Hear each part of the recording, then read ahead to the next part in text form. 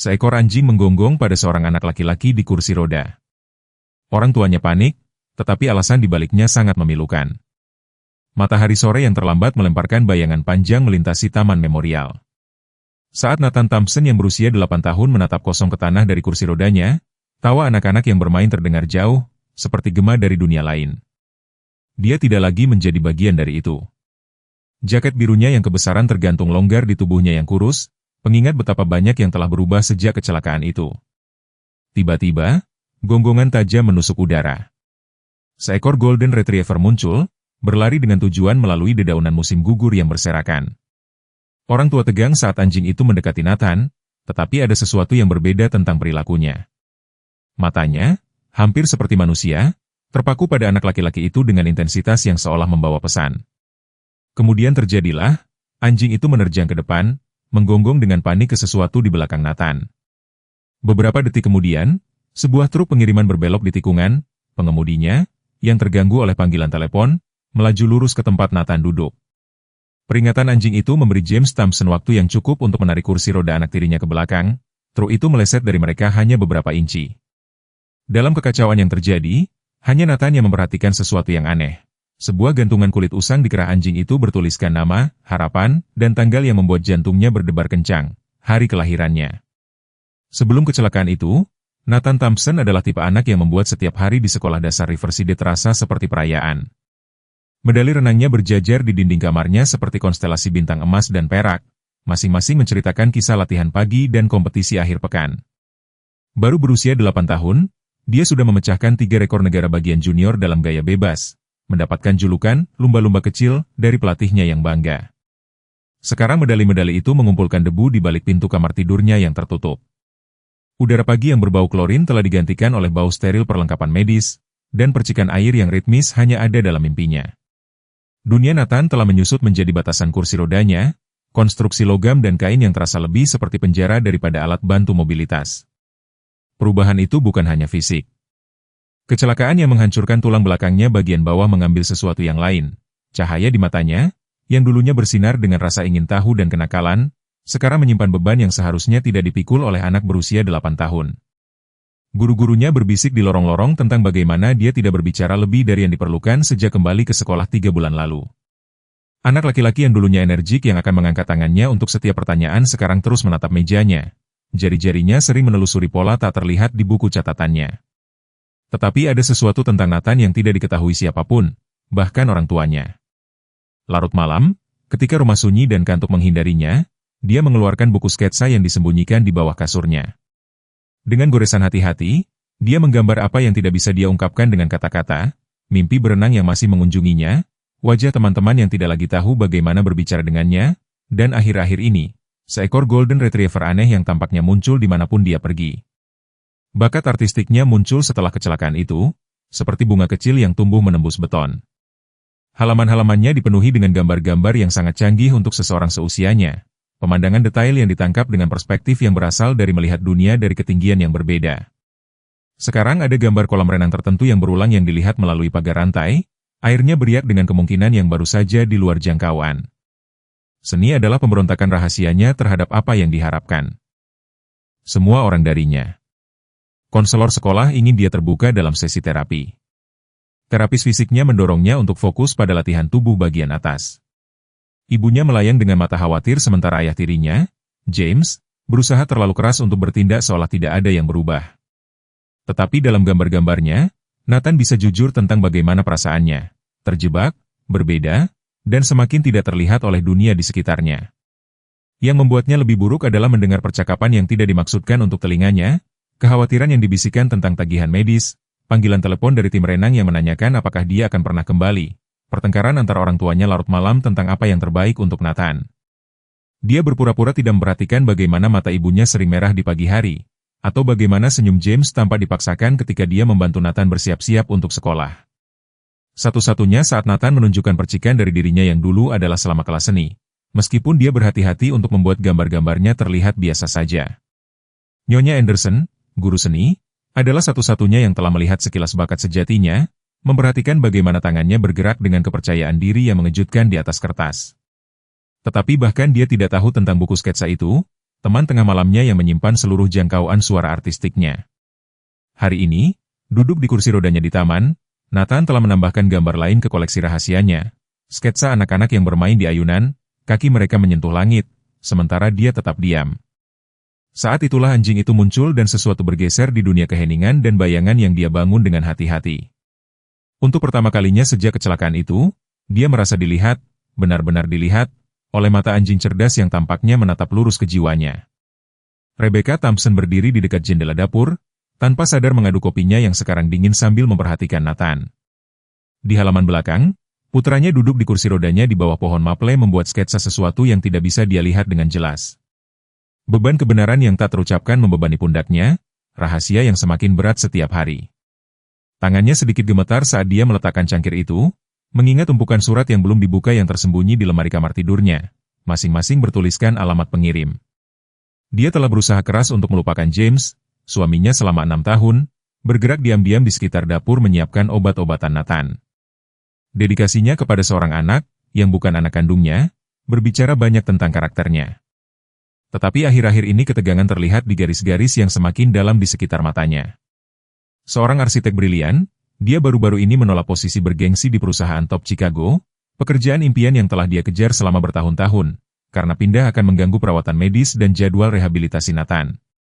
Dia tidak pernah menyebutkan pengorbanan itu, tetapi Rebecca melihat bagaimana dia begadang sampai larut malam melihat majalah arsitektur, jari-jarinya menelusuri bangunan yang mungkin telah dia rancang.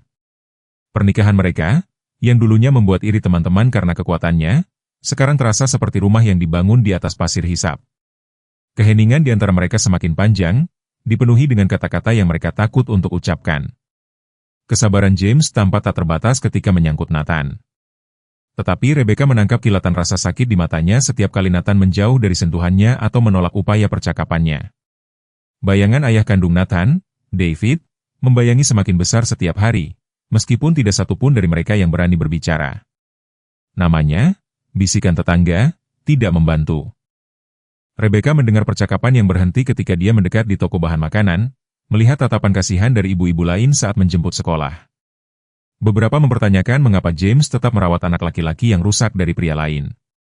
Yang lain berspekulasi tentang kecelakaan Nathan, menunjukkan bahwa kelalaian Rebecca berperan. Setiap rumor adalah luka kecil, nyaris tidak terlihat sendiri tetapi berdarah bebas. Jika digabungkan, tekanan keuangan menambah lapisan ketegangan lain. Asuransi menanggung sebagian besar biaya medis Nathan, tetapi peralatan khusus, sesi terapi, dan modifikasi rumah telah menguras tabungan mereka. James mengambil pekerjaan konsultasi tambahan di akhir pekan, pulang larut malam dengan mata merah dan jari-jari bernoda tinta. Rebecca telah kembali mengajar paruh waktu di sekolah dasar setempat. Meskipun berada di sekitar anak-anak yang sehat, usia Nathan terkadang terasa seperti jenis siksaan khusus, tetapi rasa bersalahlah yang paling menggerogoti Rebecca. Setiap kali dia melihat Nathan, dia melihat mata David menatap balik padanya, mengingatkannya pada janji yang diingkari dan kebenaran yang disembunyikan. Kecelakaan itu tidak ada hubungannya dengan keputusan masa lalunya. Dia tahu itu secara logis, tetapi logika memiliki sedikit kekuatan atas hati seorang ibu. Rasa bersalah itu terwujud dalam ribuan cara kecil, melayang terlalu dekat, memeriksa pernapasan Nathan saat dia tidur, melompat pada setiap suara kecil kesusahan James perhatikan. Tentu saja dia mencoba membantu dengan caranya yang tenang, mengambil alih rutinitas pagi Nathan sehingga Rebecca bisa tidur, meninggalkan catatan penyemangat kecil di dompetnya, membela dia dengan sengit ketika keluarganya sendiri menyarankan Nathan mungkin lebih baik di fasilitas khusus. Tetapi kebaikannya terkadang membuat rasa bersalahnya semakin buruk. Dia tidak pantas mendapatkan pengabdian seperti itu, tidak ketika dia menyimpan rahasia yang begitu signifikan dari suami dan putranya.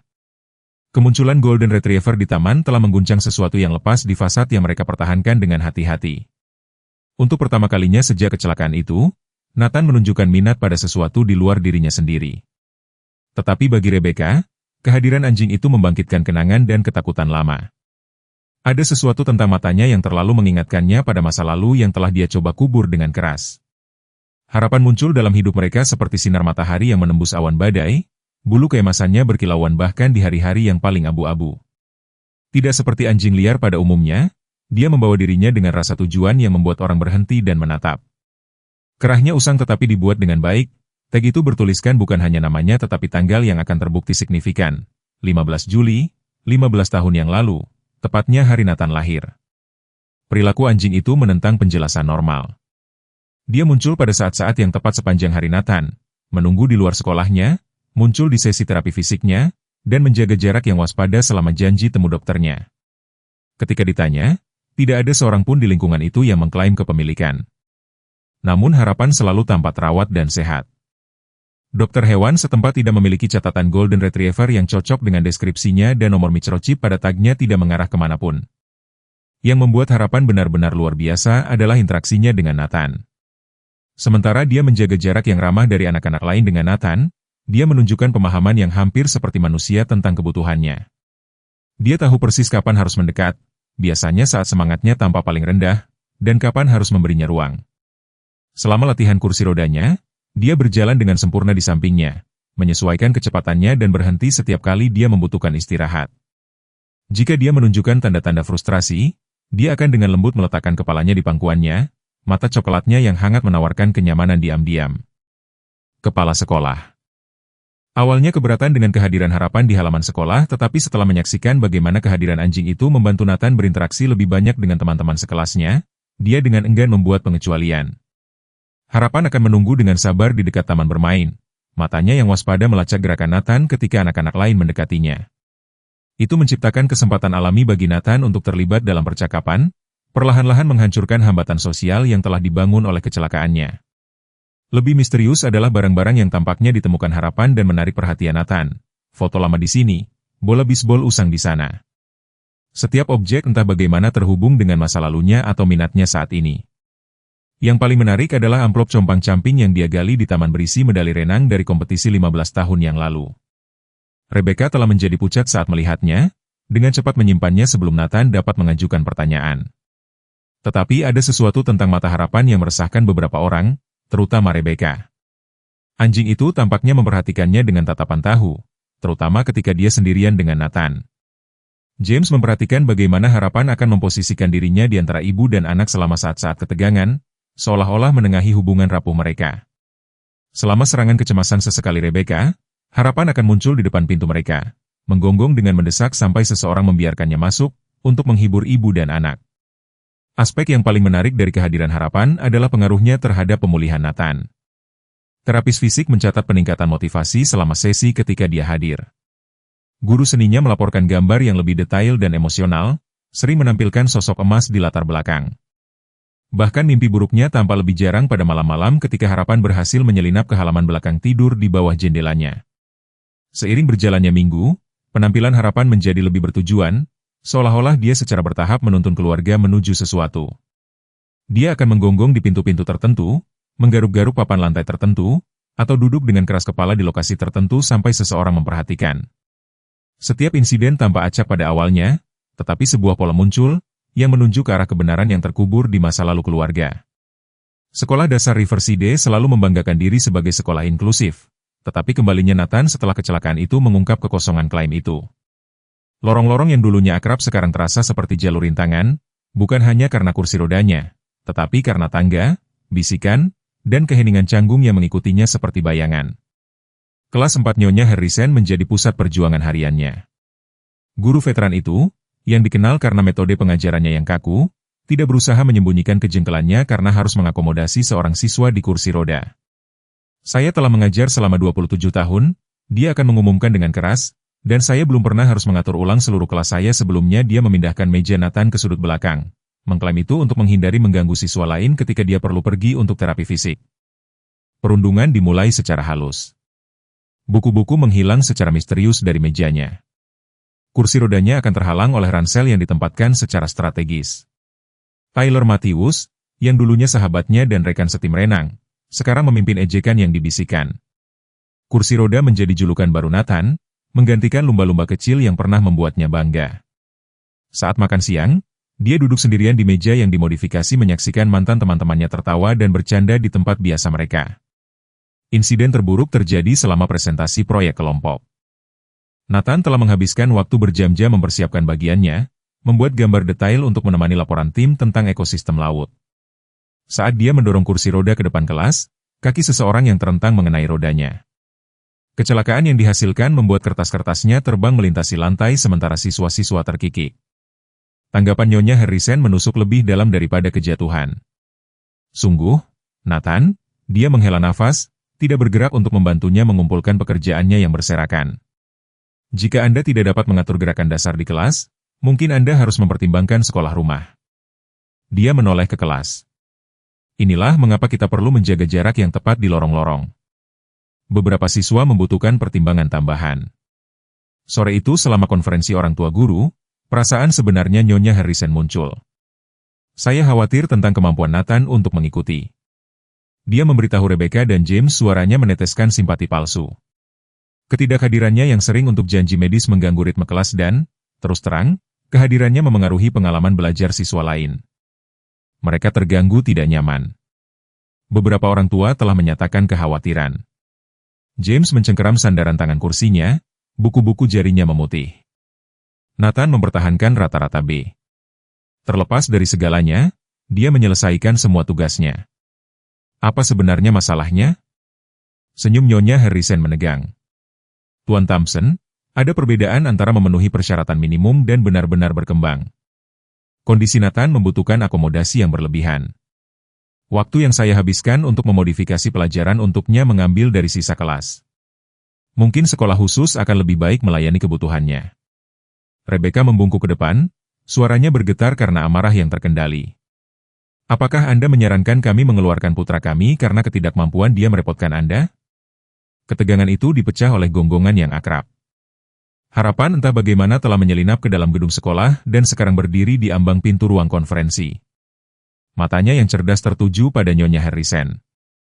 Guru itu menegang, jelas gugup dengan kehadiran anjing itu. Sebelum dia bisa berkomentar, Nathan muncul di belakang Harapan, kembali dari ruang seni tempat dia mengerjakan sebuah proyek. Dia mendorong kursi roda ke dalam ruangan, tidak menyadari suasana tegang, selembar kertas tergenggam di tangannya. Ibu, Ayah, lihat apa yang Nyonya Anderson bantu saya buat. Gambar itu menunjukkan pemandangan bawah laut yang begitu hidup dan detail sehingga membuat mereka terengah-engah. Sosok di kursi roda digambarkan berubah menjadi lumba-lumba, membebaskan diri dari batasan-batasannya untuk berenang dengan makhluk kemasan yang tampak sangat mirip dengan Harapan.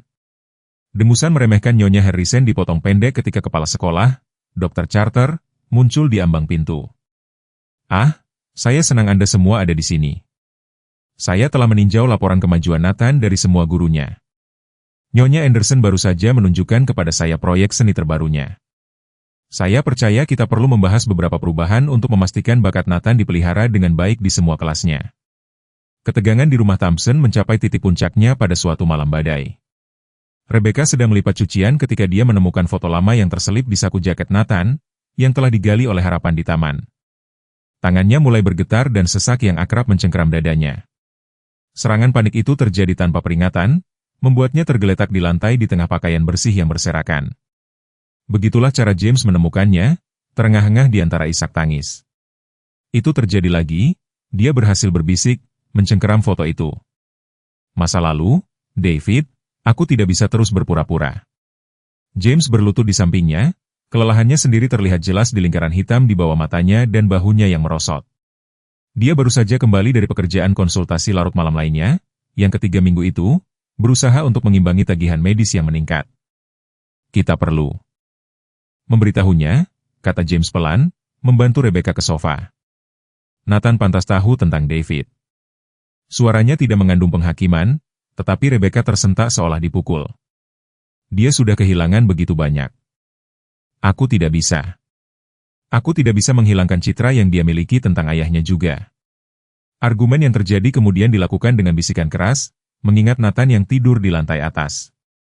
Dia pikir ayahnya meninggal dalam kecelakaan mobil ketika dia masih bayi.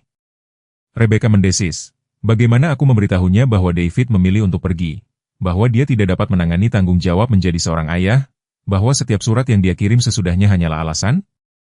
James menjalankan jari-jarinya melalui rambutnya yang beruban, sebuah gestur frustrasi yang telah dia kembangkan selama beberapa bulan terakhir. Dan apa yang terjadi ketika dia mengetahuinya sendiri? Serangan panik ini semakin memburuk, Rebecca. Rahasia-rahasia itu memakanmu hidup-hidup. Konfrontasi bisik-bisik mereka terganggu oleh suara kursi roda Nathan di lantai kayu keras di atas. Kedua orang tua dengan cepat menenangkan diri, menyeka air mata dan memaksakan senyum. Tetapi Nathan tidak tertipu.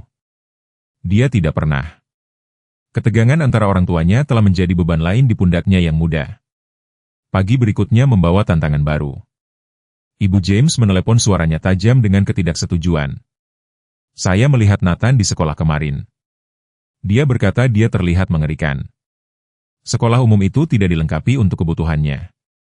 Ada fasilitas pribadi yang sangat baik di Vermont. Kami telah membahas ini, Ibu. James memotongnya, tetapi dia bersikeras, Anda menjalankan diri Anda ke tanah, James, merawat anak cacat dari pria lain. Ada batasan untuk apa yang wajar diharapkan dari seorang ayah tiri. Karir Anda menderita. Promosi yang Anda tolak itu. James mengakhiri panggilan itu dengan tiba-tiba, tetapi kerusakannya telah selesai. Rebecca, yang telah mendengar dari dapur, semakin menarik diri, rasa bersalah tentang bagaimana keputusan masa lalunya memengaruhi James, menambahkan keretakan lain ke hubungan mereka yang tegang. Sore itu, selama sesi terapi fisik Nathan, Rebecca mendapati dirinya sendirian di kamarnya. Dia membuka laci mejanya mencari pena dan menemukan buku sketsa rahasianya. Halaman demi halaman mengungkapkan dunia batin Nathan, ketakutannya, mimpinya, rasa sakitnya. Salah satu gambar menunjukkan adegan makan malam keluarga, James dan Rebecca di ujung meja yang berlawanan, ruang kosong yang luas di antara mereka, sementara Nathan duduk di tengah, kursi rodanya seperti penghalang. Keterampilan artistik itu luar biasa, tetapi emosi yang ditangkap dalam garis-garis sederhana itu menghancurkan hatinya. Malam itu, James menerima email dari firma arsitekturnya sebelumnya. Posisi lain telah dibuka di Chicago, gaji yang lebih baik, lebih bergengsi daripada tawaran terakhir. Saat dia menatap layar, Nathan mendorong kursi roda melewati kantornya, harapan berjalan diam-diam di sampingnya. Anjing itu berhenti, menatap James dengan tatapan cerdas yang menggelisahkan sebelum mengikuti Nathan ke kamarnya. Beban kata-kata yang tak terucapkan memenuhi rumah itu. Malam itu Rebecca berbaring terjaga mendengarkan napas James yang teratur di sampingnya, bertanya-tanya berapa lama lagi mereka dapat mempertahankan keseimbangan rapuh ini. Di kamarnya, Nathan menambahkan gambar lain ke buku sketsanya, seekor golden retriever yang berdiri menjaga keluarga yang berantakan, dengan bayangan rahasia yang mengintai di sudut-sudut di luar. Harapan duduk di bawah jendela Nathan. Kehadirannya menghibur dan misterius. Rintihan lembutnya sesekali tampaknya menggema rasa sakit keluarga yang dia awasi, sementara posturnya yang waspada menunjukkan bahwa dia sedang menunggu sesuatu atau seseorang untuk membantu menyembuhkan luka yang semakin dalam ini. Kehadiran harapan yang konstan di lingkungan itu menjadi tidak mungkin untuk diabaikan. Nyonya Peterson, yang menjalankan toko roti setempat, adalah orang pertama yang memperhatikan polanya. Setiap pagi, tepat pukul 7:15, harapan akan muncul di luar rumah Nathan menunggu untuk menemaninya ke sekolah. Pukul 3:30 dia akan berada di sana untuk perjalanan pulangnya, menjaga jarak yang melindungi yang tampak diperhitungkan daripada kebetulan. Perilaku anjing itu memicu perdebatan sengit di dalam masyarakat. Beberapa, seperti Tuan Jenkins yang sudah lanjut usia dari rumah pojok, memandang harapan sebagai malaikat pelindung. Anjing itu, katanya, menonton dari berandanya, dia punya lebih banyak akal daripada kebanyakan manusia. Saya tahu dia mulai meninggalkan mangkuk air dan akan membela harapan setiap kali kontrol hewan dipanggil, yang terjadi dengan frekuensi yang meningkat. Yang lain menemukan kehadiran anjing itu meresahkan. Sarah Mitchell, presiden kepala, memimpin oposisi. Ini adalah masalah tanggung jawab, dia berpendapat selama pertemuan komunitas yang memanas. Bagaimana jika menyerang seseorang dan siapa yang bertanggung jawab jika seorang anak terluka mencoba membelainya? Keluhannya semakin keras setelah harapan menggeram pada putranya, anak laki-laki yang sama yang tertangkap melemparkan batu ke kursi roda Nathan. Situasi meningkat ketika harapan mulai menemukan barang-barang di sekitar lingkungan itu, objek-objek yang tampaknya acak yang selalu entah bagaimana terhubung dengan masa lalu Nathan, medali renang yang ternoda yang terkubur di kebun komunitas, foto yang lapuk di belakang perpustakaan setempat, sebuah jurnal lama di bawah papan yang longgar di gazebo taman. Setiap penemuan menarik lebih banyak perhatian dan memicu lebih banyak pertanyaan. Dr. Williams, dokter hewan setempat, menjadi terpesona dengan perilaku harapan. Saya belum pernah melihat yang seperti ini, dia mengakui. Setelah mencoba memeriksa anjing itu, harapan mengizinkan pemeriksaan dasar tetapi mempertahankan kewaspadaan yang membuat dokter hewan itu gelisah. Tingkat kecerdasannya luar biasa, tetapi ada sesuatu yang lain, sesuatu dalam cara dia mengawasi dan menunggu. Insiden paling dramatis terjadi selama pameran komunitas. Nathan sedang menjaga stan seni, menampilkan gambar-gambarnya untuk pertama kalinya di depan umum, ketika sekelompok anak laki-laki yang lebih tua mulai membuat komentar mengejek dengan keras. Sebelum ada yang bisa turun tangan, harapan muncul dari antah berantah, memposisikan dirinya di antara Nathan dan para pengganggu. Dia tidak menggeram atau menggonggong, dia hanya berdiri di sana. Kehadirannya begitu memerintah sehingga anak laki-laki itu mundur. Media lokal mengangkat cerita itu. Anjing penjaga misterius melindungi anak laki-laki cacat membaca berita utama di surat kabar kota. Wartawan mencoba melacak asal-usul harapan, tetapi setiap petunjuk tidak mengarah kemanapun. Nomor microchip terdaftar ke klinik yang telah tutup 15 tahun yang lalu. Produsen kerah tidak dapat melacak desain spesifik. Bahkan ukiran tag tidak menawarkan petunjuk apapun selain tanggal yang signifikan. Rebecca memperhatikan bagaimana harapan sepertinya paling sering muncul ketika Nathan sedang menggambar. Anjing itu akan duduk dengan tenang di sampingnya, matanya terpaku pada kertas, seolah mengerti setiap goresan. Saat-saat itulah Nathan tampak paling damai, bakat artistiknya mengalir bebas di bawah tatapan penuh perhatian Hope. Tetapi saat-saat itu juga ketika kecemasan Rebecca memuncak.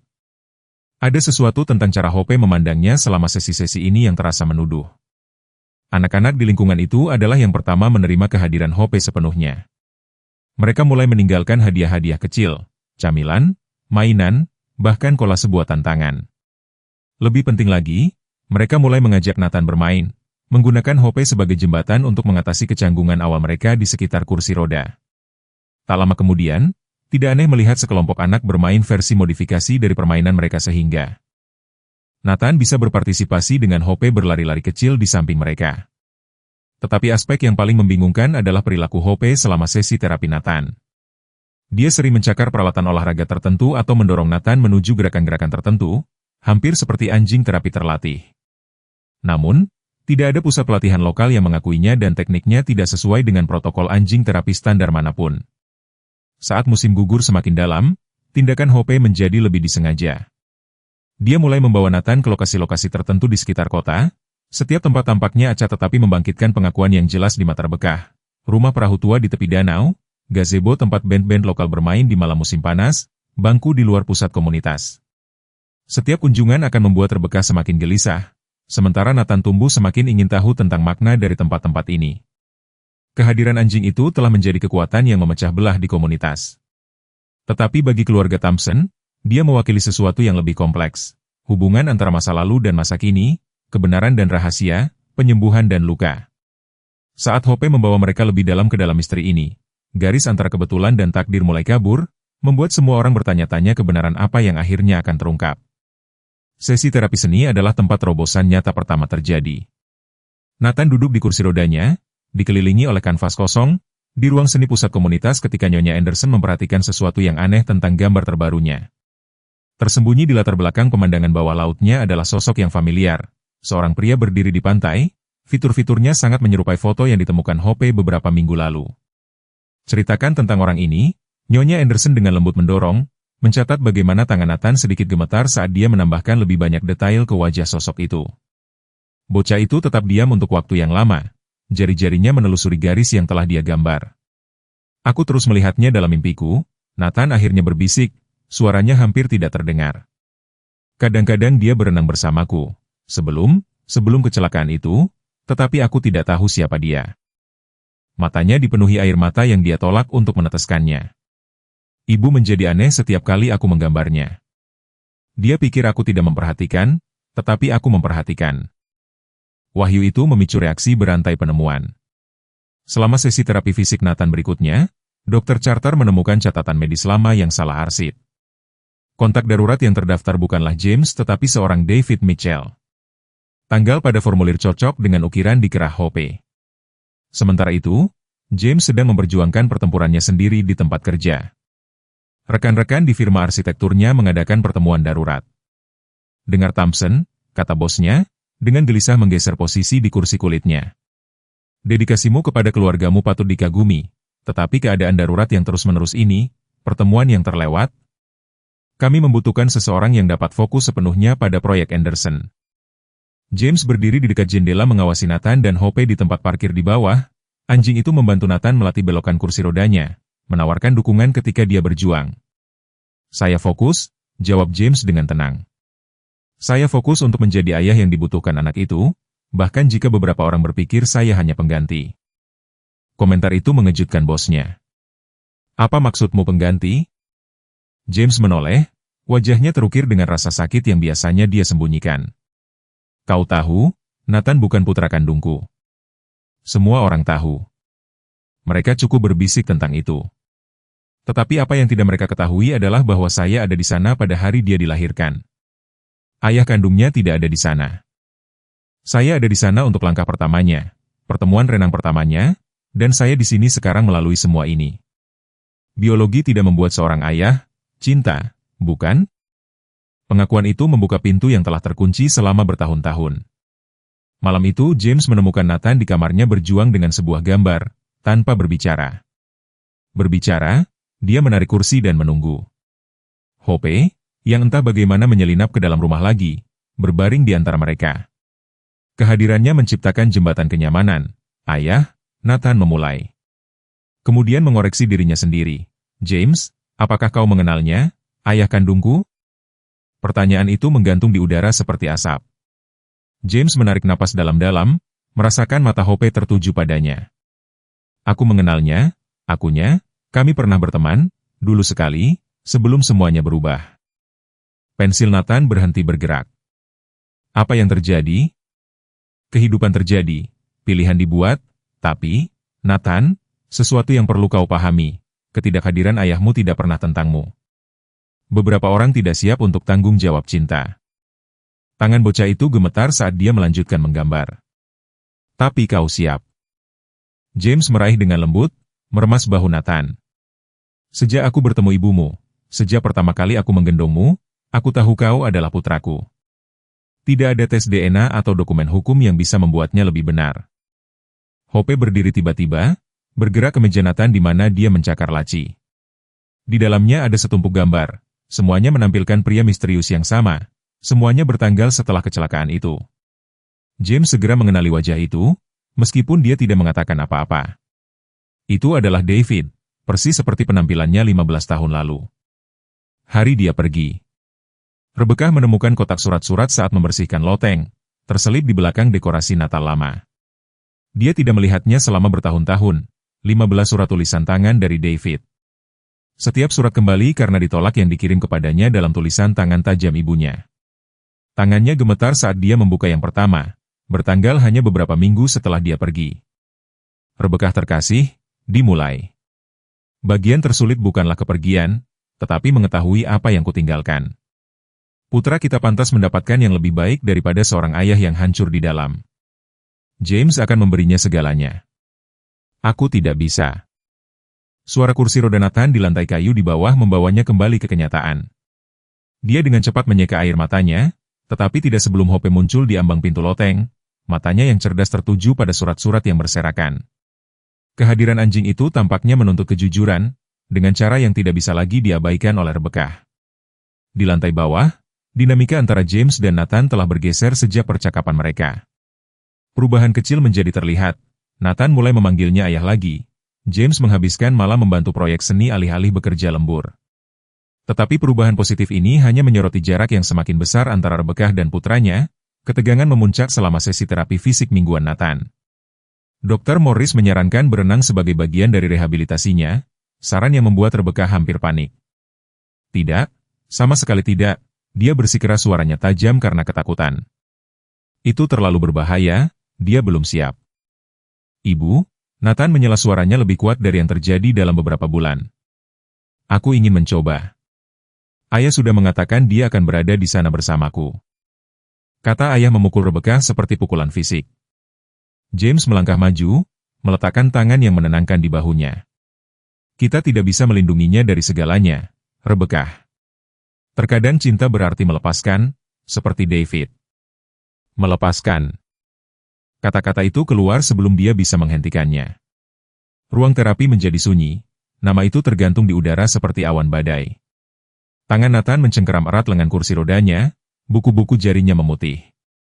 Hope, yang telah menonton dari ambang pintu, tiba-tiba bergerak di antara ibu dan anak.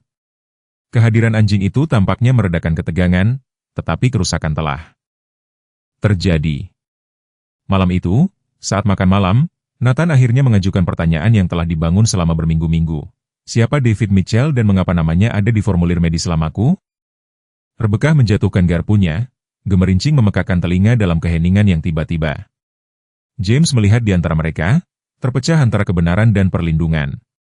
Sebelum ada yang bisa menanggapi, Hope mulai mencakar pintu lemari ruang tamu tempat Rebekah menyimpan sekotak foto yang disegel. "Berhenti," bisik Rebekah, tetapi permohonannya tidak ditujukan pada anjing itu. "Kumohon, jangan sekarang." Tetapi Nathan sudah membawa dirinya ke lemari dengan tangan gemetar. Dia mengeluarkan kotak yang jatuh ke lantai. Di dalamnya, di bawah debu bertahun-tahun, tergeletak album foto. Halaman pertama menunjukkan Rebekah yang lebih muda tersenyum di samping seorang pria dengan mata Nathan, keduanya mengenakan medali renang. "Dia adalah seorang juara renang," Rebekah akhirnya berkata, suaranya hampir tidak terdengar. "Itulah bagaimana kami bertemu. Dia berlatih di kolam renang yang sama tempat saya mengajar pelajaran. Semua orang mengatakan kami sempurna bersama." Sampai apa?" Nathan mendesak bahkan saat James bergerak untuk berdiri melindungi di belakang kursi rodanya. "Sampai kami tahu tentangmu." Tangan Rebekah terpelintir di pangkuannya. Dia mengatakan dia belum siap, mengatakan dia perlu menemukan dirinya terlebih dahulu, berjanji dia akan kembali ketika dia layak menjadi ayahmu, tetapi dia tidak pernah melakukannya. Keheningan yang menyusul hanya dipecah oleh rengekan lembut Hope. Anjing itu bergerak di antara mereka lagi, tetapi kali ini dia membawa sesuatu di mulutnya. Surat lain, yang ini belum dibuka, tepinya usang tetapi segelnya tidak rusak. Pagi setelah wahyu tentang David, berita tentang perjuangan keluarga Thompson entah bagaimana menyebar ke seluruh lingkungan. Nyonya Anderson, guru seni, adalah orang pertama yang tiba membawa kanvas besar di bawah lengannya. "Nathan," dia mengumumkan, mengabaikan wajah keluarga yang berlinang air mata, pusat komunitas mengadakan pameran seni bulan depan. "Saya telah memasukkan seri bawah airmu." Sebelum Rebekah dapat keberatan, tetangga lain mulai muncul. Tuan Jenkins membawa alat-alatnya dan mulai memperbaiki jalan yang berderit, yang terlalu sibuk untuk diperbaiki oleh James. Dr. Williams, dokter hewan, tiba dengan peralatan khusus untuk memeriksa Hope dengan benar, gratis. Bahkan Sarah Mitchell, Presiden HOA yang dulunya kritis, muncul dengan petisi yang ditandatangani oleh sebagian besar penduduk yang menyetujui kehadiran permanen Hope di ruang publik. Transformasi itu paling jelas di Riverside Elementary. Kepala sekolah charter mengadakan pertemuan staf darurat dengan Nyonya Harrison yang tampak tidak hadir. "Kami menerapkan kebijakan inklusi baru," dia mengumumkan, "dan kami mengubah kolam renang lama menjadi pusat terapi akuatik adaptif. Komunitas telah mengumpulkan setengah dari dana." Dukungan yang paling mengejutkan datang dari mantan rekan setim renang Nathan. Tyler Matthews, yang telah memimpin perundungan, mendekati Nathan saat makan siang. Matanya merah, suaranya gemetar. "Aku cemburu, akunya, bahkan di kursi roda, kau lebih kuat dari yang akan pernah ku bisa.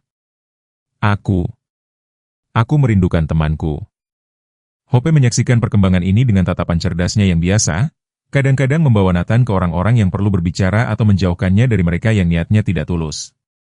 Anjing itu tampaknya memiliki kemampuan yang luar biasa untuk menilai karakter, menjadi barometer yang dipercaya untuk keluarga. Pusat komunitas menjadi tempat perlindungan mereka yang tak terduga. Nona Rodriguez, instruktur seni yang sudah lanjut usia, memulai kelas seni adaptif yang dirancang khusus untuk anak-anak dengan kemampuan yang berbeda. "Seni tidak peduli apakah kau berdiri atau duduk," dia menyatakan, membantu Nathan menyesuaikan kuda-kudanya. "Seni hanya peduli tentang apa yang ada di hatimu." Tetapi itu tidak semuanya berjalan lancar. Beberapa orang tua masih menarik anak-anak mereka ketika Nathan mendekat. Keluhan anonim tentang Hope terus tiba di Dewan Kota. Bisikan tentang masa lalu David dan Rebekah tumbuh lebih keras, lebih terdistorsi, dengan setiap penceritaan ulang. Titik balik datang selama festival musim gugur. Nathan telah mendirikan stan seninya, seri bawah airnya menarik perhatian yang cukup besar. Sekelompok anak laki-laki remaja mulai membuat komentar kasar tentang kasus amal dan rumah tangga yang rusak. Sebelum James dapat campur tangan, sesuatu yang luar biasa terjadi. Tyler melangkah maju, memposisikan dirinya di antara para pengganggu dan stan Nathan. "Kasus amal ini dulu mengalahkan rekor renangku," dia mengumumkan dengan keras, "dan seninya telah dipilih untuk pameran pemuda negara bagian. Apa yang telah kau lakukan akhir-akhir ini?" Satu persatu, anak-anak lain bergabung dengan pendirian Tyler. Hope, yang telah menonton dari dekat, mengibaskan ekornya seolah menyetujui tampilan solidaritas ini. Para pengganggu mundur, kalah jumlah oleh tampilan dukungan komunitas yang tiba-tiba. Kemudian malam itu, selama upacara penutupan festival, kepala sekolah charter membuat pengumuman yang membuat keluarga Thompson speechless. Berkat donor anonim, yang dicocokkan oleh penggalangan dana komunitas, Riverside Elementary akan membuka pusat olahraga adaptif yang dilengkapi sepenuhnya. Fasilitas ini akan dinamai Nathan Thompson, yang keberaniannya telah mengajari kita semua tentang kekuatan sejati. Tepuk tangan penonton memekakan telinga. Nathan duduk di kursi rodanya, air mata mengalir di wajahnya, ketika teman sekelas, guru, dan tetangga datang untuk mengungkapkan dukungan mereka. Rebecca dan Jane berdiri di belakangnya, tangan mereka saling berpegangan, sementara Hope duduk dengan waspada di sisinya. Tetapi di tengah perayaan, perilaku Hope menyarankan bahwa ini hanyalah langkah lain dalam perjalanan yang lebih panjang. Perhatian anjing itu terus kembali ke surat yang belum dibuka yang telah mereka temukan, seolah-olah pelukan komunitas hanyalah bagian dari penyembuhan yang dibutuhkan keluarga mereka. Surat yang belum dibuka tergeletak di meja dapur seperti bom waktu yang berdetak, tepinya yang usang menceritakan tentang tahun-tahun yang dihabiskan untuk bersembunyi. Nathan duduk di kursi rodanya menatap amplop sementara Rebecca mondar-mandir dengan gugup di belakangnya. James berdiri di dekat jendela mengawasi Hope, yang duduk dengan tidak biasa di halaman belakang, matanya terpaku pada rumah. Haruskah aku? Suara Nathan bergetar saat dia meraih amplop itu. Alamat pengembalian memudar tetapi masih terbaca. David Mitchell diikuti oleh koordinat alih-alih alamat jalan. Cap pos tertanggal tepat 1 minggu setelah kelahiran Nathan. Rebecca melangkah maju, tangannya melayang di atas surat itu. Mungkin kita harus menunggu. Tetapi sebelum dia bisa selesai, Hope menggonggong tajam dari luar, membuat mereka semua melompat. Suara itu terdengar hampir seperti perintah. Dengan jari-jari gemetar, Nathan membuka segel. Di dalamnya ada satu foto dan catatan tulisan tangan. Foto itu menunjukkan David yang lebih muda berdiri di depan rumah sakit anak-anak, lengannya penuh dengan medali renang. Dia tersenyum, tetapi matanya menyimpan kesedihan yang tampak tidak pada tempatnya dengan pose kemenangannya. Catatan itu singkat. Rebecca, pada saat kau membaca ini, aku akan memulai pekerjaan baruku di rumah sakit anak. Anak-anak ini berjuang untuk hidup, mereka telah mengajariku apa artinya keberanian sejati. Aku salah meninggalkan. Putra kita pantas tahu ayahnya. Aku pulang untuk memperbaiki keadaan. Tapi dia tidak pernah datang, bisik Rebecca, wajahnya pucat. Aku tidak pernah menerima surat ini. Dia terdiam, tangannya menutupi mulutnya. Hope muncul di pintu kaca geser, dengan gigi mencakar. Di mulutnya ada benda lain, logam yang ternoda yang cocok dengan yang ada di foto. Ketika Nathan mengambilnya, jari-jarinya menelusuri ukiran David Mitchell, manfaat rumah sakit anak, juara renang. Ada lagi, kata James dengan tenang, memeriksa amplop lebih dekat.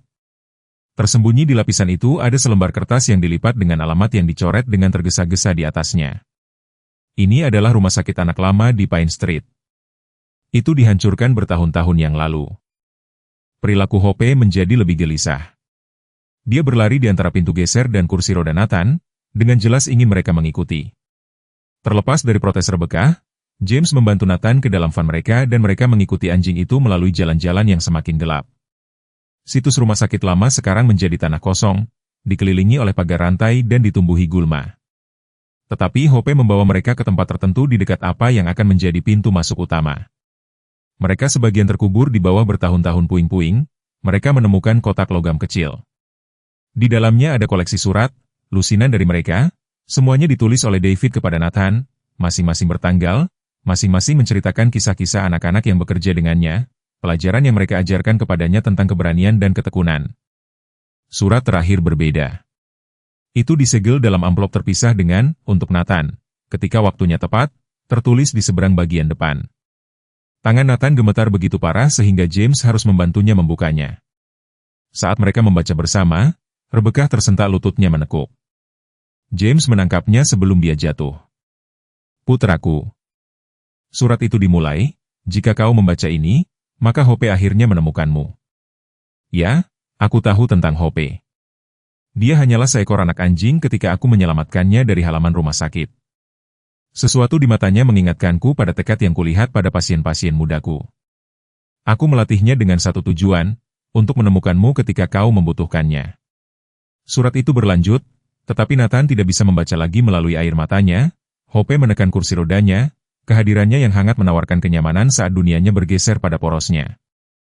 Ayah yang dia pikir telah meninggalkannya sebenarnya telah menghabiskan bertahun-tahun mencoba menemukan jalannya kembali. Ada tanggal yang dicap di kota itu. James memperhatikan suaranya tercekat karena emosi. Itu adalah hari sebelum rumah sakit dihancurkan. Hari sebelum, dia tidak bisa menyelesaikan kalimat itu, tetapi mereka semua tahu apa yang dia maksud. Hari sebelum David meninggal mencoba menyelamatkan seorang anak dari gedung yang dikutuk, Rebecca ambruk ke kursi dapur keesokan paginya, dikelilingi oleh surat-surat yang belum dibuka senilai 15 tahun. Setiap amplop menceritakan sebagian dari cerita. Dia tidak pernah tahu transformasi David dari seorang pemuda yang ketakutan menjadi seseorang yang mendedikasikan hidupnya untuk membantu anak-anak. Hope berbaring di kakinya, sesekali menyodok tangannya ketika air mata menjadi terlalu banyak. Dia tidak pernah melarikan diri, bisiknya kepada James, yang berdiri diam di dekat konter. Dia berlari menuju sesuatu, mencoba menjadi layak menjadi ayah Nathan. Tangannya gemetar saat dia mengangkat surat bertanggal hanya 3 bulan setelah dia pergi. Dia mengambil pekerjaan di rumah sakit anak karena Nathan. Dia ingin memahami apa yang dialami orang tua dari anak-anak yang sakit. Wahyu yang paling menghancurkan datang dari surat bertanggal 6 bulan sebelum kematian David. Aku melihat ibumu di gereja kadang-kadang, tulisnya. Dia mengatakan kau bahagia dengan James, bahwa Nathan berkembang. Dia mengatakan kau tidak ingin mendengar dariku. Aku menghormati pilihanmu, tetapi aku akan terus menulis, terus berharap. Ibuku, suara Rebecca pecah. Dia tahu selama ini. Dia tahu di mana dia berada, apa yang dia lakukan. Dia mencegat setiap surat. Pengkhianatan itu memotong dalam, menjelaskan hubungan yang tegang selama bertahun-tahun dengan ibunya, yang tidak pernah menyetujui gaya hidup David yang tidak bertanggung jawab. James menarik kursi di sampingnya, wajahnya bermasalah. Ada hal lain yang harus kau ketahui, katanya dengan tenang. David dan aku bukan orang asing. Kami bertemu di rumah sakit ketika aku merancang sayap anak baru mereka. Dia berbicara tentangmu dan Nathan sepanjang waktu, tidak pernah tahu aku adalah pria yang telah kau nikahi. Kepala Rebecca tersentak. Kau mengenalnya? Sehari sebelum kecelakaan itu. Dia memintaku untuk menyampaikan sesuatu kepadamu.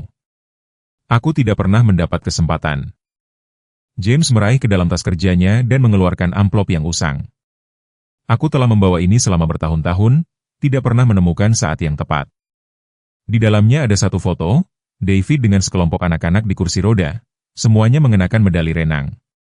Catatan di bagian belakang berbunyi, akhirnya menjadi pria yang pantas didapatkan putraku pulang besok, kumohon maafkan aku, Hope, merengek lembut, menekan kepalanya ke kaki Rebecca. Mata anjing itu tampaknya menyimpan campuran kesedihan dan pengertian. Itu membuat Rebecca bertanya-tanya berapa banyak yang telah dibagikan David dengan temannya yang setia selama tahun-tahun kesepian itu. Kebakaran di rumah sakit, James melanjutkan suaranya berat. Dia memimpin sesi terapi di kolam renang ketika alarm berbunyi, mengeluarkan semua orang dengan selamat, lalu kembali untuk Katie, seorang gadis yang menggunakan kursi roda. Mereka menemukan mereka bersama. Dia telah membungkusnya dengan jaket renangnya, melindunginya sampai akhir. Isak tangis Rebecca bergema di dapur. Tahun-tahun kemarahan dan luka larut menjadi kesedihan atas kebenaran yang tidak pernah dia ketahui. Nathan menggambarnya kadang-kadang, bisiknya, selalu di tepi air, selalu mengawasinya.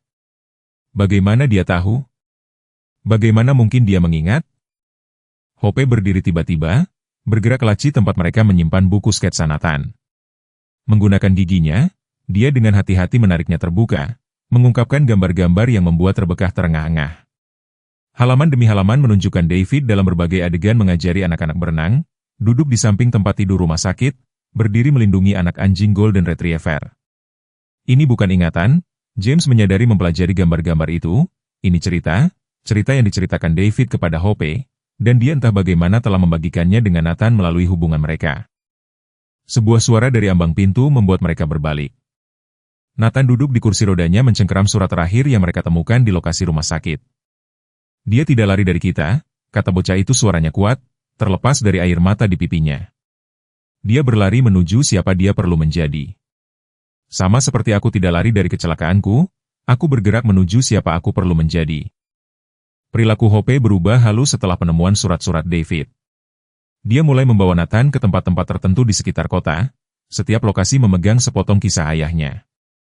Pemberhentian pertama adalah kolam renang komunitas tempat David mengajar renang kepada anak-anak dengan disabilitas. Pengurus lanjut usia, Tuan Reynolds, segera mengenali Hope. Anjing itu, katanya matanya berkaca-kaca, dulu datang ke sini setiap hari Sabtu bersama David. Dia akan memintanya untuk mendemonstrasikan teknik mengambang kepada anak-anak yang takut air. Makhluk paling lembut yang pernah kukenal. Dia menghilang ke kantornya dan kembali dengan foto pudar yang menunjukkan Hope sebagai anak anjing mengenakan rompi pelatih renang kecil. Di pusat rehabilitasi, Dr. Morris berbagi bagian lain dari teka-teki itu. David memelopori program renang adaptif kami. Dia menjelaskan, menunjukkan kepada mereka plakat di dinding. Dia percaya air adalah penyamarataan yang hebat. Di kolam renang berat badan semua orang ditopang. Setiap orang dapat menemukan cara mereka sendiri untuk bergerak. Nathan mendekat ke plakat itu, jari-jarinya menelusuri nama ayahnya. Hope duduk di sampingnya, kehadirannya mantap dan menghibur. Apakah dia pernah menyebutku?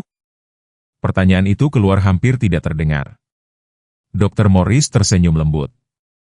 Dia berbicara tentangmu sepanjang waktu, memiliki foto bayimu di sana di mejanya, mengatakan semua yang dia pelajari tentang keberanian, dia pelajari dari memikirkanmu.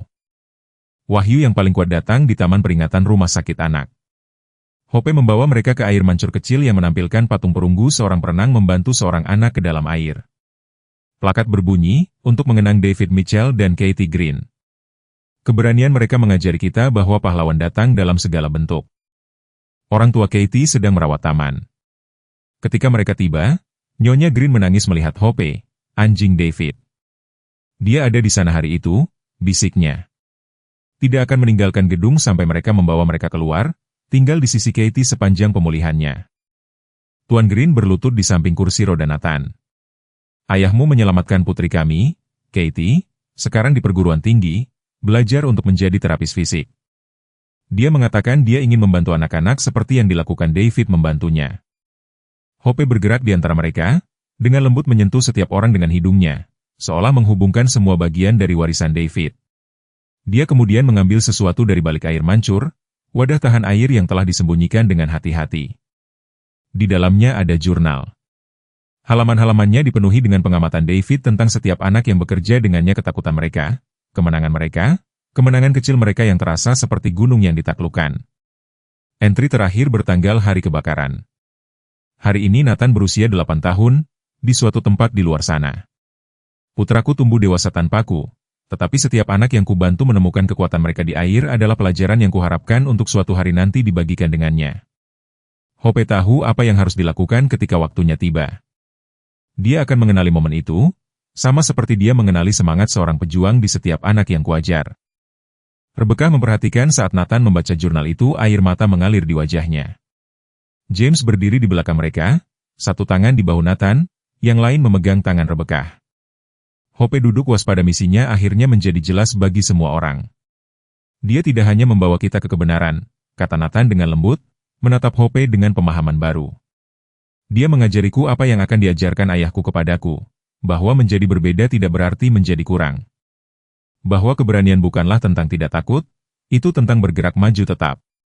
Pagi setelah menemukan jurnal David, keluarga Thompson bangun menghadapi krisis yang tidak terduga. Surat bersertifikat menunggu di kotak surat mereka. Perusahaan asuransi menolak pertanggungan untuk operasi dan terapi Nathan yang akan datang. Alasan yang dikutip kondisi yang sudah ada sebelumnya, klausa yang terkubur dalam cetakan kecil. James duduk di meja dapur, dikelilingi tagihan medis dan dokumen asuransi. Ketelitiannya sebagai arsitek ini terfokus mencari celah. Ini tidak mungkin benar, gumamnya, sambil menyisir rambutnya yang mulai beruban. Mereka menyetujui semuanya baru bulan lalu. Hope berbaring di kakinya, sesekali menyentuh tangannya ketika frustrasinya terlihat. Panggilan telepon Rebecca ke ibunya tentang kemungkinan menjual warisannya untuk menutupi biaya medis mengungkapkan lapisan komplikasi lain. Aku sudah menjual rumah di tepi danau, ibunya mengumumkan dengan dingin. Mungkin, jika kamu tidak begitu cepat percaya surat-surat itu, jika kamu mendengarkanku tentang David, saluran telepon terputus. Sebelum Rebecca bisa menjawab, situasi di sekolah memburuk secara bersamaan. Nyonya Harrison, yang kesal karena intervensi kepala sekolah, telah mengajukan keluhan resmi tentang kehadiran Hope di lingkungan sekolah, dengan alasan peraturan kesehatan dan keselamatan. Dia telah mengumpulkan tanda tangan dari orang tua yang mengklaim anak-anak mereka terganggu dan tidak nyaman dengan keberadaan anjing di kelas. Nathan, yang didorong ke dapur sambil memegangi buku sketsanya, tidak menyadari perkembangan pagi itu. Aku ingin mengikuti kompetisi seni tingkat negara, dia mengumumkan, suaranya lebih kuat dari beberapa bulan terakhir. Temanya adalah, mengatasi, dan aku punya ide ini. Dia berhenti, menyadari ketegangan di ruangan itu. Ada apa? Sebelum ada yang bisa menjawab, Hope mulai menggonggong dengan mendesak ke arah jendela di luar. Sebuah mobil van berita berhenti di depan rumah mereka. Kisah tentang surat-surat David entah bagaimana bocor ke media, dan dengan itu pertanyaan tentang kebakaran rumah sakit, penolakan asuransi, dan kontroversi sekolah. Nathan Thompson, anak di balik kontroversi itu, muncul di saluran berita lokal malam itu. Laporan itu melukiskan gambaran sensasional tentang anak yang ditinggalkan, anjing misterius, ayah yang meninggal, seorang pahlawan, dan sistem sekolah yang berjuang untuk mengakomodasi mereka. Komentar membanjiri situs web stasiun, mulai dari dukungan simpatik hingga spekulasi kejam tentang masa lalu Rebecca dan motivasi James. Guru seni, Nyonya Anderson, tiba dengan terengah-engah di depan pintu mereka keesokan paginya. Mereka mencoba mendiskualifikasi Nathan dari kompetisi. Jelasnya, suaranya bergetar karena marah. Seseorang mengklaim gambarnya dibuat oleh orang lain, karena anak dalam kondisinya tidak mungkin menghasilkan karya berkualitas ini. Perilaku Hope menjadi lebih gelisah seiring dengan meningkatnya tantangan ini.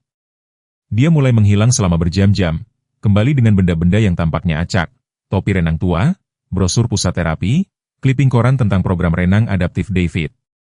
Setiap barang tampaknya menunjuk ke sesuatu, tetapi polanya tetap membingungkan. Titik puncak terjadi selama sesi terapi fisik Nathan. Saat dia berjuang dengan latihan baru, frustrasi akhirnya mengalahkan tekadnya. Nyonya Harrison muncul di pusat terapi. Dia berdiri di ambang pintu, telepon di tangan, merekam apa yang mungkin dia pikir akan menjadi bukti keterbatasannya. Tetapi dia tidak memperhitungkan Hope. Anjing itu memposisikan dirinya di antara Nathan dan pintu, tidak agresif tetapi dengan martabat yang tenang. Kemudian, yang mengejutkan semua orang, dia mendemonstrasikan gerakan yang Nathan sedang kesulitan dengannya. Berbaring dan mendorong ke atas dengan kaki depannya, persis gerakan yang coba diajarkan oleh terapis. Dia menunjukkan caranya, bisik terapis, menyaksikan dengan kagum saat Nathan, terinspirasi oleh demonstrasi Hope, akhirnya menyelesaikan latihan itu dengan sukses. Nyonya Harrison menurunkan teleponnya, ekspresinya tidak terbaca, dan pergi tanpa mengucapkan sepatah kata pun. Video sesi terapi Nathan, diedit secara selektif untuk hanya menunjukkan perjuangannya, muncul di media sosial malam itu. Posting Nyonya Harrison yang menyertainya mempertanyakan sumber daya sekolah yang terbuang untuk akomodasi khusus. Dalam hitungan jam, video itu menjadi viral, menarik perhatian jauh melampaui komunitas kecil mereka. James menemukan Nathan di kamarnya, air mata mengalir di wajahnya saat dia menggulir komentar di teleponnya. Mungkin mereka benar, bisik anak itu, suaranya pecah. Mungkin aku hanya beban. Hope segera melompat ke tempat tidurnya, memposisikan dirinya di antara Nathan dan telepon, menggunakan hidungnya untuk mendorong perangkat itu menjauh. Respons Rebecca terhadap video viral itu melepaskan 15 tahun kemarahan yang terpendam. Dia menyerbu rapat dewan sekolah, jurnal David tergenggam di tangannya. Anakku, dia menyatakan, suaranya bergetar, telah menunjukkan lebih banyak keberanian dalam hidupnya daripada yang ditunjukkan kebanyakan orang seumur hidup. Dan kalian membiarkan guru ini mempermalukannya di depan umum. Tetapi dewan sekolah tampaknya lebih peduli tentang kewajiban daripada keadilan. Nyonya Thompson, ketua menyela, sementara kami bersimpati dengan situasi Anda, Nyonya Harrison memiliki masa jabatan. Dan ada masalah anjing tidak sah di properti sekolah. Rapat itu berubah menjadi kekacauan ketika Katie Green, gadis yang diselamatkan David, masuk. Sekarang seorang mahasiswa. Dia bergerak dengan sedikit pincang, pengingat akan kebakaran itu. Anjing tidak sah itu adalah alasan aku masih hidup, dia mengumumkan. Hope bersamaku selama berbulan-bulan pemulihan, seperti dia membantu Nathan sekarang. Apakah kalian benar-benar akan menolak seorang anak dukungan yang sama yang menyelamatkan hidupku? Krisis asuransi semakin dalam ketika James mengetahui mengapa pertanggungan mereka ditolak. Perusahaan arsitektur lamanya diam-diam telah mengganti penyedia asuransi, dan dalam transisi itu, kasus Nathan telah ditandai untuk ditinjau. Mantan bosnya menawarkan penjelasan dingin, kebijakan baru menghemat uang perusahaan. Kami tidak dapat membuat pengecualian untuk mantan karyawan. Tekanan yang meningkat mulai memengaruhi keluarga dengan cara yang terlihat. Serangan panik Rebecca kembali dengan frekuensi yang meningkat. James mulai tertidur di meja gambarnya, mencoba mengambil pekerjaan lepas untuk menutupi tagihan medis. Nathan menarik diri ke dalam seninya, gambar-gambarnya menjadi lebih gelap, dipenuhi dengan lautan badai dan sosok-sosok bayangan. Bahkan Hope tampaknya terpengaruh oleh ketegangan itu. Dia mulai berjaga di luar kamar Nathan pada malam hari, menggeram pada bayangan. Di siang hari, dia bergantian antara mondar-mandir dengan cemas dan menatap intens foto-foto keluarga di dinding, terutama yang menampilkan David. Situasi mencapai titik puncak ketika Rebecca menemukan bahwa ibunya berada di balik penolakan perusahaan asuransi. "Aku melakukannya untuk kebaikanmu sendiri," ibunya bersikeras selama panggilan telepon yang memanas. "Kamu perlu menghadapi kenyataan. Anak itu membutuhkan perawatan profesional. James bekerja keras dan kamu hidup dalam penyangkalan tentang pilihan David." Sebelum Rebecca bisa menjawab, Hope mulai menggonggong dengan panik. Mereka bergegas ke kamar Nathan untuk menemukannya berjuang untuk bernapas, diliputi oleh serangan panik sendiri. Pemandangan putranya terengah-engah, seperti yang dialami David di saat-saat terakhirnya, menghancurkan sesuatu dalam diri Rebecca. "Tidak lagi," bisiknya, mengumpulkan Nathan dalam pelukannya sementara Hope menempel pada mereka berdua. "Kita tidak bersembunyi lagi. Kita tidak malu lagi." David menghadapi api untuk menyelamatkan seorang anak. "Kita bisa menghadapi badai ini bersama-sama." James berlutut di samping mereka, menambahkan pelukannya ke lingkaran keluarga. "Aku telah ditawari posisi merancang fasilitas olahraga yang dapat diakses," akunya dengan tenang. "Itu membayar lebih rendah daripada pekerjaan perusahaan, tetapi mungkin sudah waktunya kita berhenti mencoba menyesuaikan diri dengan dunia mereka dan mulai membangun dunia kita sendiri." Perilaku Hope berubah secara halus setelah saat itu. Dia mulai memimpin mereka untuk mengumpulkan bukti, email lama, rekaman keamanan dari pusat terapi, versi yang tidak diedit dari sesi Nathan. Setiap bagian tanpa acak sampai mereka menyadari apa yang dia bantu bangun, bukan hanya pembelaan tetapi kesaksian tentang perjalanan Nathan dalam warisan David. Perubahan dimulai dengan penemuan kecil di ruang seni Nathan. Saat mengatur portofolionya untuk kompetisi negara bagian, Nyonya Anderson menemukan serangkaian gambar yang tersembunyi di balik karya terbarunya. Itu bukan pemandangan bawah air atau potret keluarga yang biasa. Ini menunjukkan kebakaran rumah sakit dari sudut yang berbeda, adegan detail yang tidak mungkin disaksikan oleh Nathan. "Sepertinya dia ada di sana," gumam Nyonya Anderson, menunjukkan gambar-gambar itu kepada Rebecca. Hope duduk di dekatnya, ekornya bergoyang perlahan saat setiap sketsa terungkap. Gambar yang paling mencolok menunjukkan David membawa Katie melalui asap, dengan anak anjing emas memimpin jalan. Detailnya sangat cocok dengan akun Katie, hingga peluit pelatih renang di leher David. Malam itu, selama sesi terapi fisik Nathan, sesuatu yang luar biasa terjadi. Saat dia berjuang dengan latihan yang sangat menantang, frustrasinya meningkat, Hope tiba-tiba mengambil jurnal lama David dari ransel Nathan. Halaman yang terbuka berisi entry tentang mengajar seorang pasien muda bernama Markus berenang. Terkadang tubuh mengingat apa yang belum bisa diterima oleh pikiran. Percayai air, percayai gerakan, percayai dirimu sendiri. Nathan membaca kata-kata itu dengan keras, suaranya tumbuh lebih kuat dengan setiap frasa.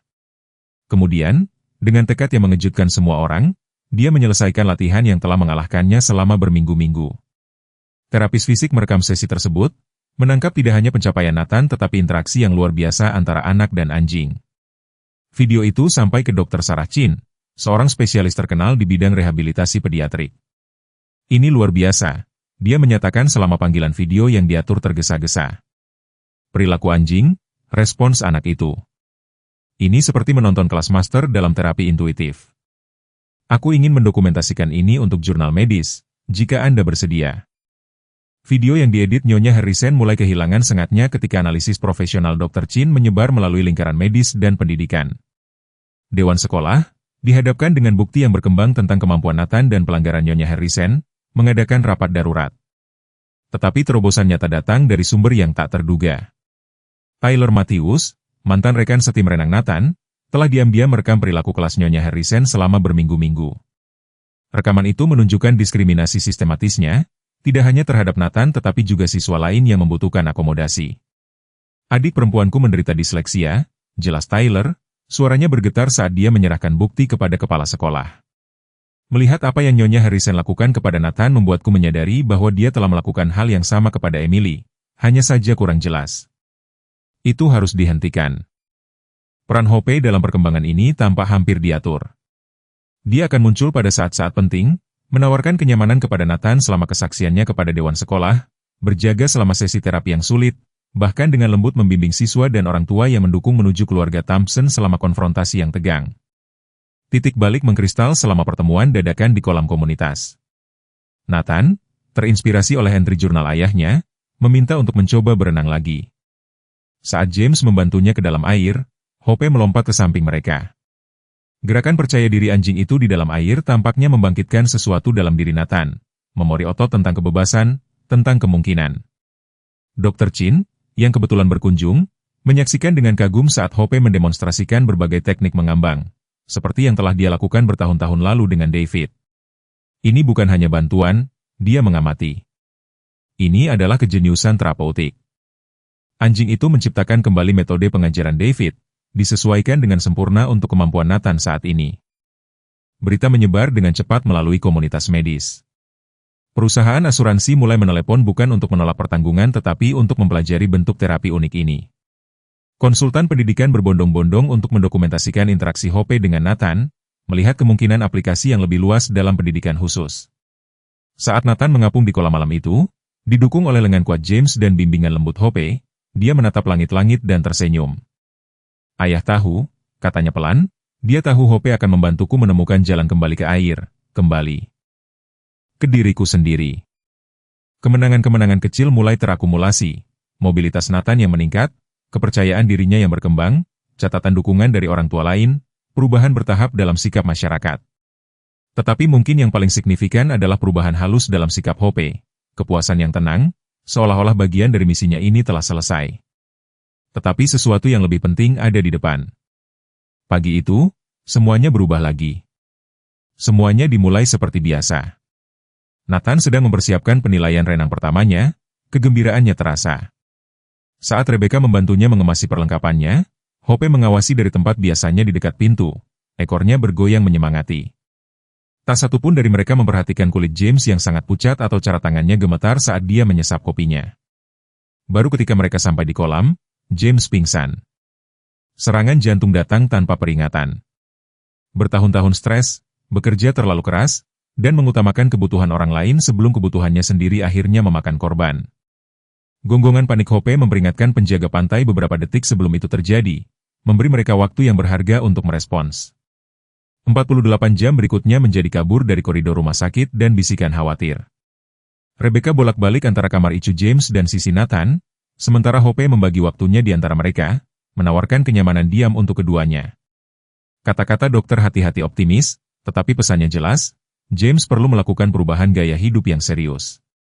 Aku tidak bisa mempertahankan perusahaan arsitektur, James mengakui dari ranjang rumah sakitnya, suaranya lemah tetapi bertekad. Stres itu membunuhku dan kita membutuhkan manfaat medis untuk perawatan Nathan. Pengakuan itu menggantung berat di udara. Pekerjaan yang mendukung pemulihan Nathan justru menghancurkan kesehatan James. Nathan mendorong dirinya lebih dekat ke tempat tidur James, Hope mengikuti dengan melindungi. Kalau begitu kita akan menemukan cara lain, anak itu menyatakan, suaranya lebih kuat dari yang diharapkan siapapun. Ayah, kamu mengajariku bahwa keluarga berarti tidak pernah menyerah. Sekarang giliranku untuk membantumu tidak menyerah. Berita menyebar dengan cepat melalui komunitas kecil mereka. Mitra perusahaan arsitektur tiba di rumah sakit, wajah mereka muram. Mereka telah mendengar tentang kondisi James dan datang untuk membahas opsi. Tetapi alih-alih pemberitahuan pengakhiran yang diharapkan, mereka membawa proposal yang mengejutkan. Kami telah mengawasi pekerjaanmu tentang desain yang dapat diakses, jelas mitra senior, rencana fasilitas olahraga adaptif yang telah kamu susun di waktu luangmu. Itu brilian. Kami ingin membuat divisi baru yang berfokus pada arsitektur inklusif, denganmu mengepalainya. Jam kerja fleksibel, mengurangi stres, manfaat penuh. Itu tampak seperti solusi yang sempurna. Sampai baris-baris halusnya terbaca, posisi itu mengharuskan, pindah ke Chicago, jauh dari Dr. Nathan, sistem pendukungnya, dan komunitas yang akhirnya mulai menerimanya. Jauh dari kolam tempat dia baru mulai menemukan kembali dirinya sendiri, jauh dari semua tempat yang digunakan Hope untuk membantunya terhubung dengan ingatan David. Keputusan itu mustahil, tetap tinggal dan mempertaruhkan kesehatan James, atau pindah dan mengganggu semua yang telah mereka bangun untuk Nathan.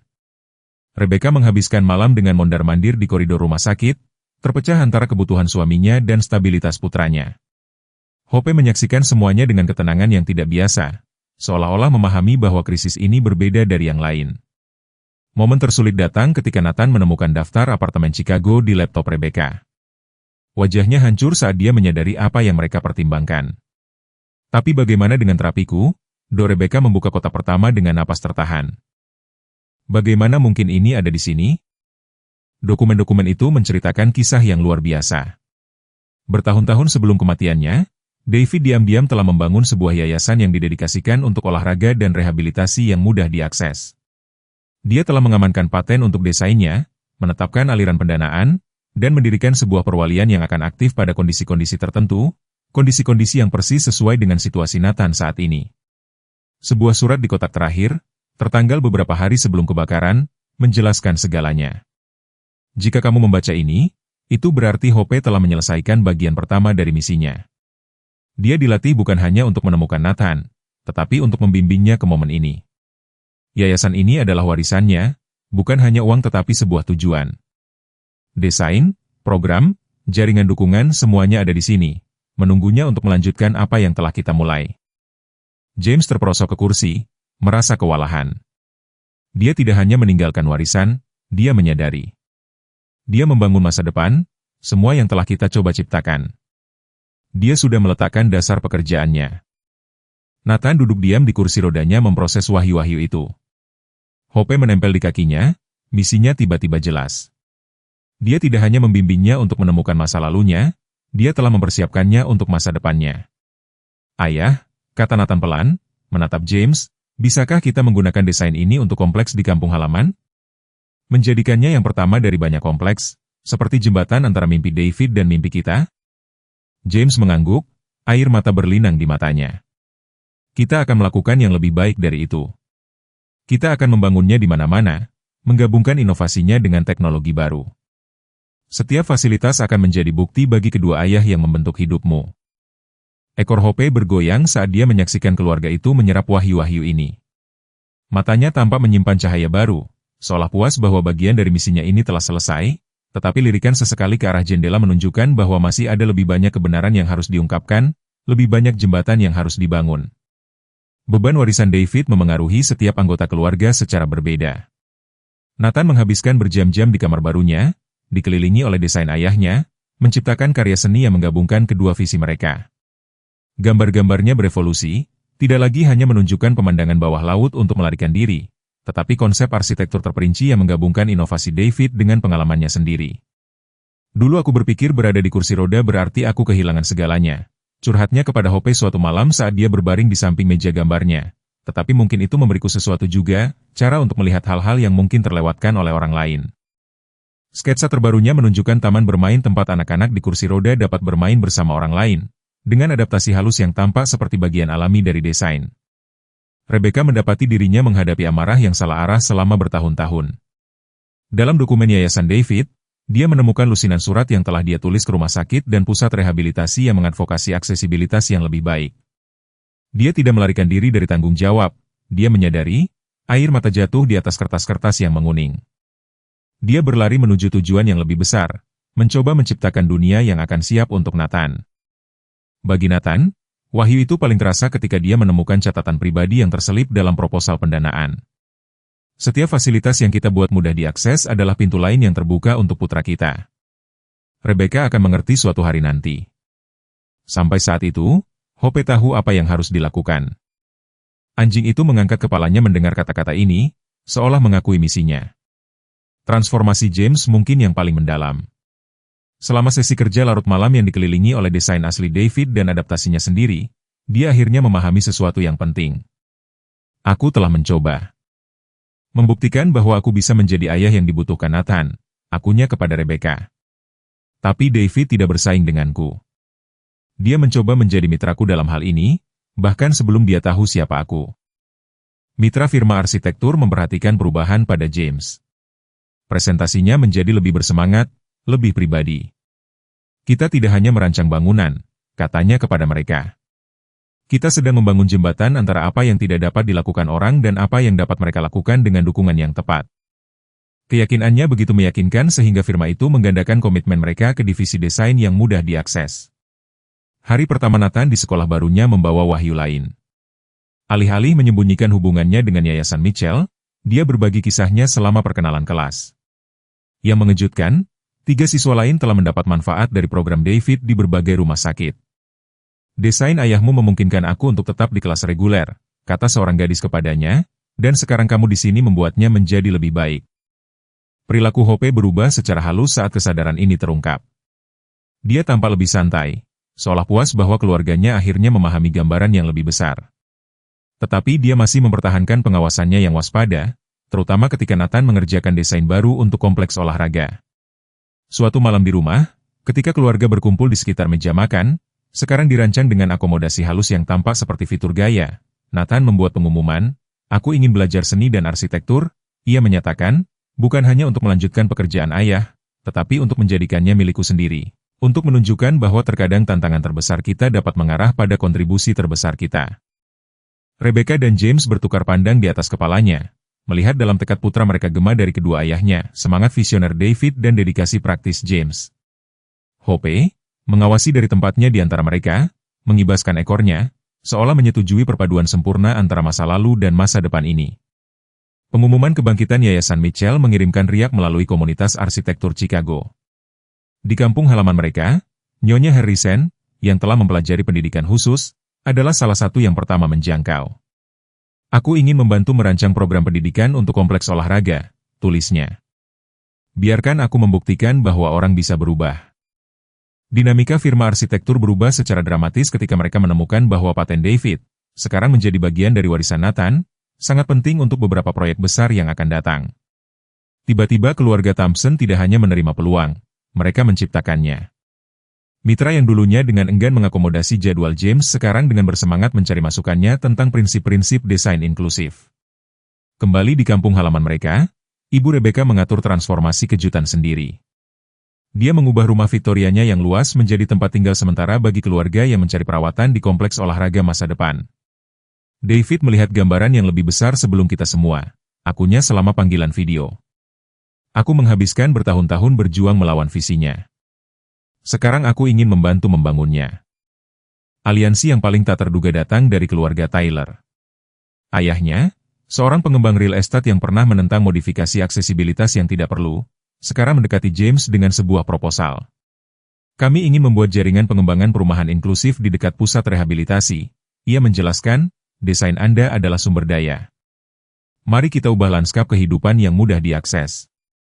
Peran Hope berevolusi seiring dengan kemitraan baru ini. Selama konferensi video dengan tim proyek, dia akan memposisikan dirinya dalam tampilan kamera. Kehadirannya berfungsi sebagai pengingat jantung proyek.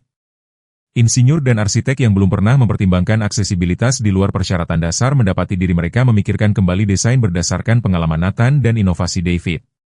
Pergeseran kekuatan menjadi paling jelas selama konferensi arsitektur besar di Chicago. Nathan diundang untuk mempresentasikan visinya untuk kompleks olahraga, menjadi pembicara utama termuda dalam sejarah konferensi. Saat dia melaju ke atas panggung, Hope berjalan dengan bangga di sampingnya. Penonton terdiam. "Ayahku, David Mitchell, merancang bangunan yang mengubah hidup," Nathan memulai, suaranya kuat. "Ayahku, James Thompson, mengajariku bahwa aksesibilitas sejati bukan tentang fitur khusus, ini tentang membuat inklusi terasa alami. Hari ini, aku ingin menunjukkan kepadamu bagaimana kita menggabungkan kedua warisan mereka."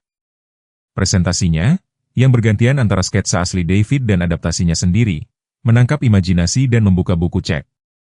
Pada akhir konferensi, pendekatan desain Mitchell Thompson telah menjadi standar baru untuk arsitektur inklusif. Industri yang dulunya memperlakukan aksesibilitas sebagai renungan sekarang merayakannya sebagai inovasi. Bagian terakhir jatuh pada tempatnya ketika Dr. Chin tiba di Chicago dengan berita yang tak terduga.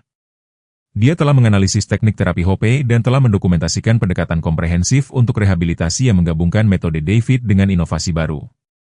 Yayasan Mitchell bukan hanya tentang membangun, jelasnya. Itu tentang menciptakan sistem dukungan lengkap. Hope telah menunjukkannya selama ini. Saat keluarga itu pulang malam itu, mereka melewati lokasi konstruksi tempat salah satu proyek baru mereka terbentuk. Nathan memperhatikan Hope memperhatikan dengan seksama melalui jendela. Ekornya bergoyang, seolah dia mengenali sesuatu dalam kerangka bangunan yang muncul. Dia tahu, kan?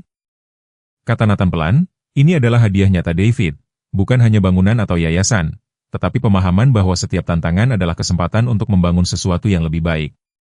James dan Rebecca bertukar pandang di kaca spion, melihat putra mereka bukan sebagai anak yang membutuhkan perlindungan tetapi sebagai pemimpin yang muncul dari kebijaksanaan gabungan dari dua ayah dan satu anjing yang luar biasa.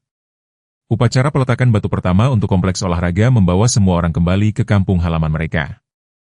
Saat Nathan melaju ke podium, Hope di sampingnya, dia melihat wajah-wajah di kerumunan yang menceritakan kisah transformasi.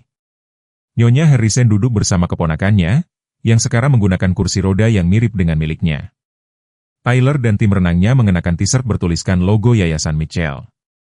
Bahkan Ibu Rebecca berdiri dengan bangga di barisan depan. Prasangka sebelumnya digantikan oleh dukungan yang terlihat. Tetapi resolusi yang paling signifikan datang beberapa saat sebelum upacara, ketika seorang pria tua mendekati keluarga itu. Aku adalah administrator rumah sakit, katanya, suaranya tercekat emosi, orang yang mengirim David ke gedung itu satu kali terakhir. Aku telah membawa rasa bersalah itu selama 15 tahun. Rebecca merasakan napasnya tertahan saat pria itu melanjutkan. Dia tahu risikonya. Aku mencoba menghentikannya, tetapi dia mengatakan sesuatu yang tidak pernah aku lupakan. Beberapa pilihan membuat diri mereka sendiri. Ketika kamu melihat kesempatan untuk membuat perbedaan, kamu mengambilnya. Dia mengeluarkan amplop usang. Dia meninggalkan ini di kantornya pagi itu. Aku telah menunggu saat yang tepat untuk menyampaikannya. Di dalamnya ada surat yang mengubah segalanya. David telah tahu tentang kondisi jantungnya, yang sama yang baru-baru ini mengancam James. Dia telah diberitahu bahwa dia memiliki waktu beberapa bulan untuk hidup, yang telah mendorong perlombaan paniknya untuk mendirikan yayasan, merancang fasilitas, dan melatih Hope kebakaran tidak merenggut. Nyawanya. Itu telah memberinya kesempatan untuk menggunakan sisa waktunya untuk menyelamatkan yang lain. Aku tidak bisa memberitahumu, surat itu berbunyi. Kamu akan mencoba menyelamatkanku, Rebecca, tetapi beberapa hal lebih berharga daripada waktu. Putra kita akan mengerti suatu hari nanti. Terkadang tindakan cinta terbesar adalah melepaskan bagaimana kita berpikir seharusnya sesuatu terjadi sehingga sesuatu yang lebih baik dapat menggantikannya. James mendapati dirinya meraih tangan Rebecca saat dia membaca bertahun-tahun persaingan yang tak terucapkan, dengan ingatan David menghilang di hadapan kebenaran ini. Dia tidak memilih untuk pergi, kata James lembut. Dia memilih untuk membuat setiap momen berarti. Nathan duduk diam di kursi rodanya memproses wahyu tentang kedua ayahnya ini, salah satu yang memberikan hidupnya untuk menyelamatkan anak lain, dan satu yang mempertaruhkan kesehatannya, mencoba melindunginya. Hope menempel di kakinya dan tiba-tiba kehadirannya sepanjang perjalanan mereka memiliki makna baru. Dia tidak hanya membimbing kita menuju kebenaran, Nathan menyadari. Dia mengajari kita bagaimana memahaminya. Setiap kali dia memilih untuk membantu seseorang, setiap kali dia tahu persis apa yang kita butuhkan, dia menunjukkan kepada kita apa yang dimaksud ayah tentang pilihan yang membuat diri mereka sendiri. Upacara dimulai, tetapi itu telah menjadi lebih dari sekadar peletakan batu pertama. Saat Nathan menyampaikan pidatonya tentang membangun jembatan antara kemampuan, tentang mengubah keterbatasan menjadi inovasi, kerumunan melihatnya dengan mata baru. Dia bukan hanya putra David Mitchell yang melanjutkan warisan atau putra James Thompson yang membuktikan kelahirannya. Dia adalah keduanya dan bukan seorang pemuda yang telah menemukan caranya sendiri untuk membuat pilihan yang penting. Konstruksi kompleks olahraga menjadi metafora untuk penyembuhan mereka setiap minggu saat fondasi baru dituangkan di dinding. Hubungan yang naik juga sedang direkonstruksi dengan hati-hati, tetapi Rebecca dan ibunya menghabiskan sore yang panjang di kantor situs memilah-milah foto dan surat-surat lama. Akhirnya, berbicara tentang bertahun-tahun miskomunikasi dan sakit hati, aku pikir aku melindungimu, ibunya mengakui, memegang foto David di kompetisi renang terakhirnya. Tapi aku benar-benar melindungi kebanggaanku sendiri. Menyaksikan Nathan sekarang, melihat bagaimana dia menghadapi tantangan, dia mendapatkannya dari kedua ayahnya dan darimu. Hubungan antara James dan Nathan juga berevolusi. Selama inspeksi lokasi mingguan mereka mengembangkan bahasa baru tentang pemahaman bersama. Nathan akan menunjukkan aspek-aspek desain yang perlu disesuaikan, mengambil dari pengalaman hariannya, sementara James menerjemahkan wawasan ini menjadi solusi arsitektur. Hope akan berjalan di antara mereka, kadang-kadang berhenti untuk mencakar area tertentu, nalurinya untuk aksesibilitas terbukti sangat akurat. Sepertinya dia melihat melalui kedua mata kita, Nathan mengamati suatu hari menyaksikan Hope menunjukkan bagaimana sudut tanjakan perlu disesuaikan. Melalui pelatihan David dan pengalaman kita, James mengangguk, menyadari bahwa keluarga mereka telah tumbuh lebih kuat, bukan dengan melupakan masa lalu, tetapi dengan membangunnya. Transformasi Nyonya Harrison menjadi sangat jelas selama sesi perencanaan untuk program pendidikan kompleks. Suaranya, yang dulunya meremehkan akomodasi, sekarang dengan penuh semangat mengadvokasi metode pengajaran inklusif. Nathan mengajariku bahwa kemampuan yang berbeda tidak berarti potensi yang berbeda, katanya kepada Dewan. Itu hanya berarti jalan yang berbeda menuju keunggulan. Tyler dan tim renangnya menjadi pengunjung tetap selama konstruksi, menawarkan wawasan tentang desain kolam dari perspektif yang berbadan sehat dan adaptif.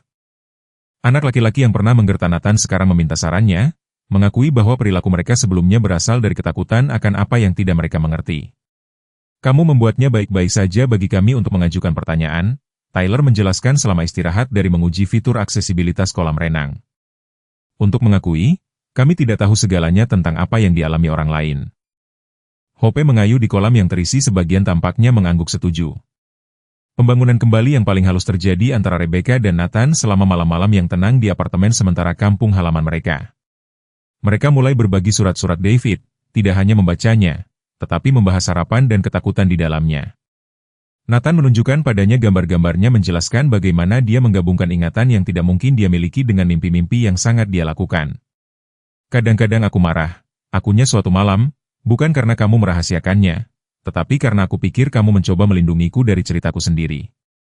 Sekarang aku mengerti kamu mempelajarinya bersamaku. Peran Hope dalam percakapan ini terbukti sangat penting.